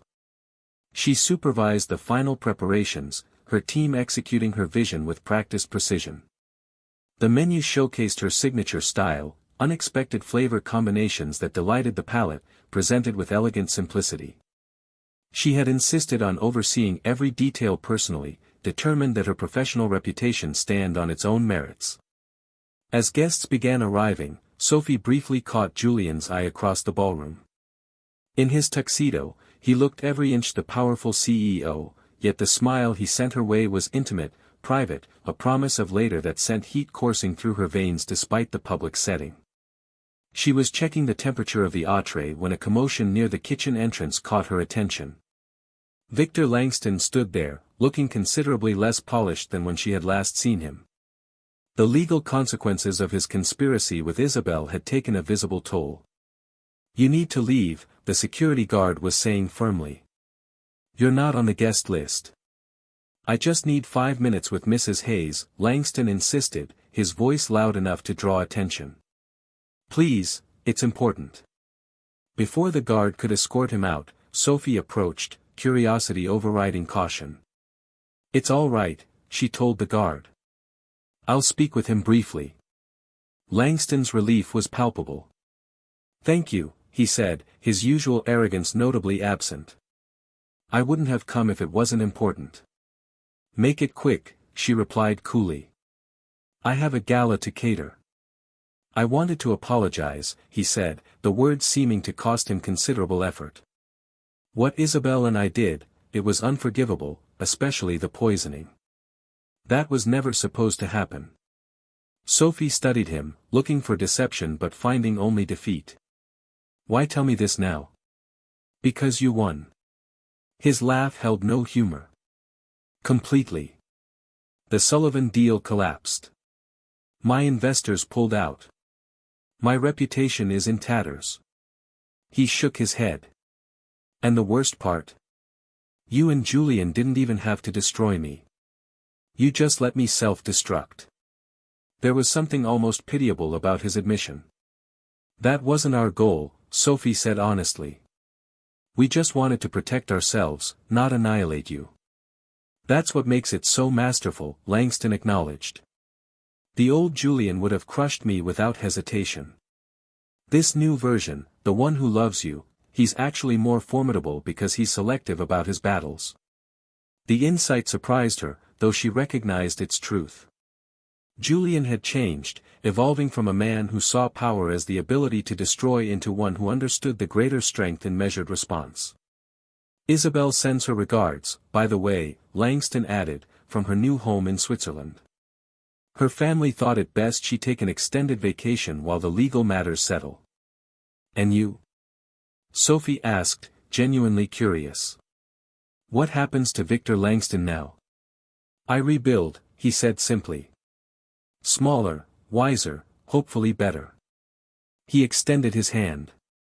No hard feelings. Sophie considered the gesture, this olive branch from a man who had conspired to destroy her marriage and endanger her life. The old Sophie might have held on to the grudge, nurturing it like a shield against future harm. The woman she had become, however, recognized the futility of such armor. No hard feelings, she agreed, briefly accepting his handshake, but no second chances either. Stay away from my family. Langston nodded, understanding the warning beneath her civil tone.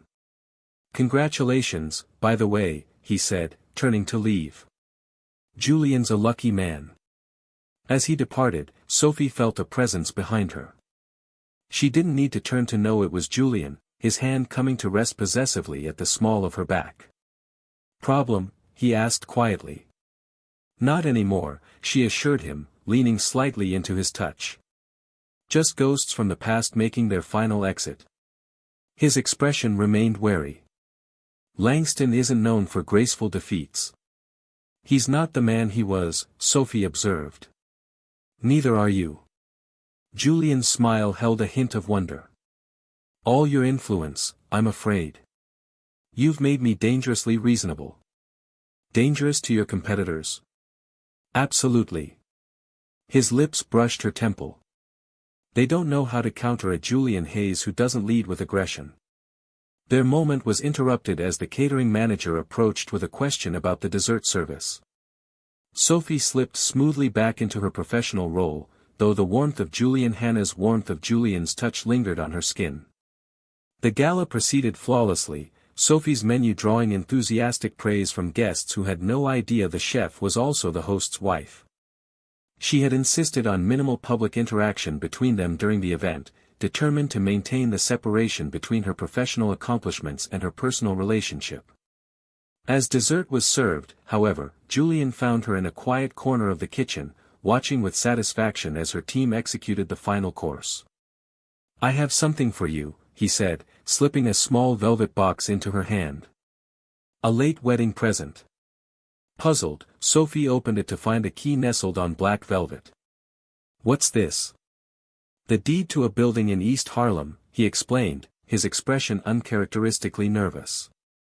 My childhood home. I thought maybe we could renovate the apartment where I grew up. Make it ours. A place that belongs to our history, not just mine or yours.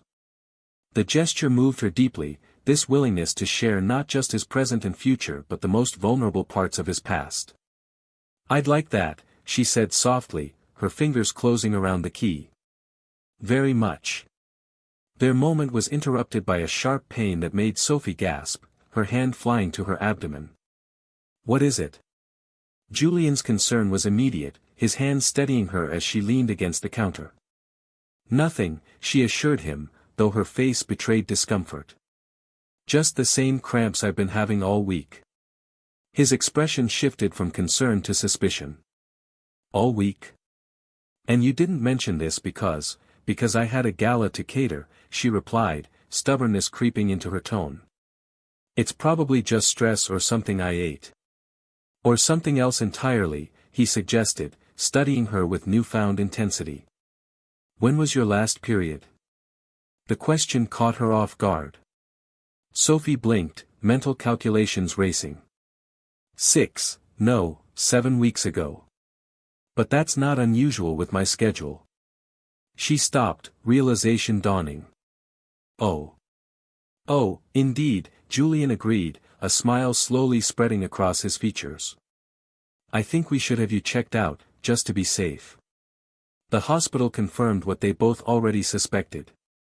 As the doctor delivered the news, congratulations, you're about 6 weeks pregnant. Sophie watched emotions cascade across Julian's face in waves, shock, wonder, vulnerability, and finally a joy so pure and unguarded it took her breath away.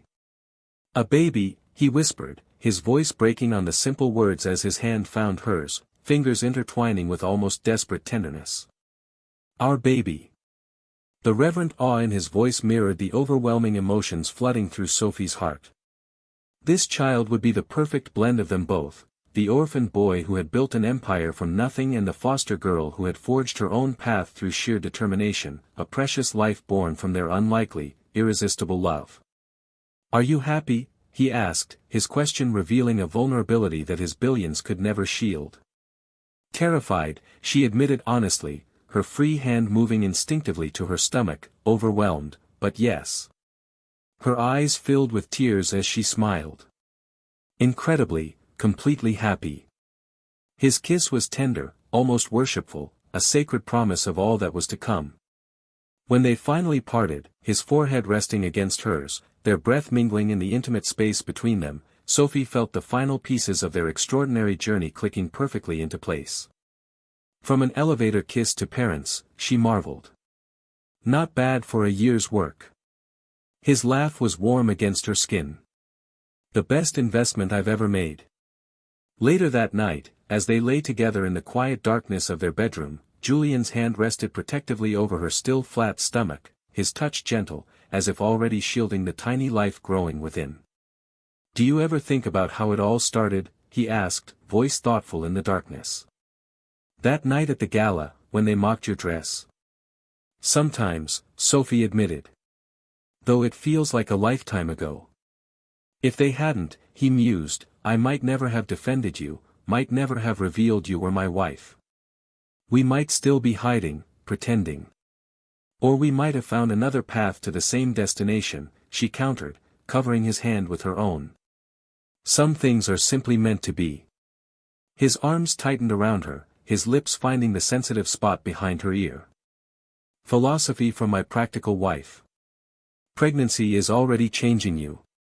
She turned in his embrace, finding his mouth in the darkness. The only thing that's changed is that I finally understand what real wealth is, she whispered against his lips. And it has nothing to do with money. As their bodies joined, moving together with the practiced intimacy of lovers who knew each other's every desire, Sophie silently thanked whatever twist of fate had brought them together, the elevator that had stalled, the jealous socialites who had mocked her dress, even the dangers they had faced. Every step, however difficult, had led them here, to this moment, this love, this future they would build together. The woman in the cheap dress and the billionaire CEO had found something priceless in each other's arms, a love powerful enough to transform them both, to heal old wounds, to create new life, a love that would continue to grow and evolve, challenged but never diminished by the journey ahead. As the first light of dawn filtered through the windows, Sophie rested in the circle of Julian's arms, his heartbeat steady beneath her ear, his breathing deep in satisfied slumber. Her hand drifted to her abdomen, imagining the child taking shape within, a perfect symbol of their union, defying expectations just as they had done from the very beginning. In that quiet moment between night and day, Sophie Hayes finally understood the truth that had been waiting for her all along. Real love wasn't about rescue or possession, wealth or status.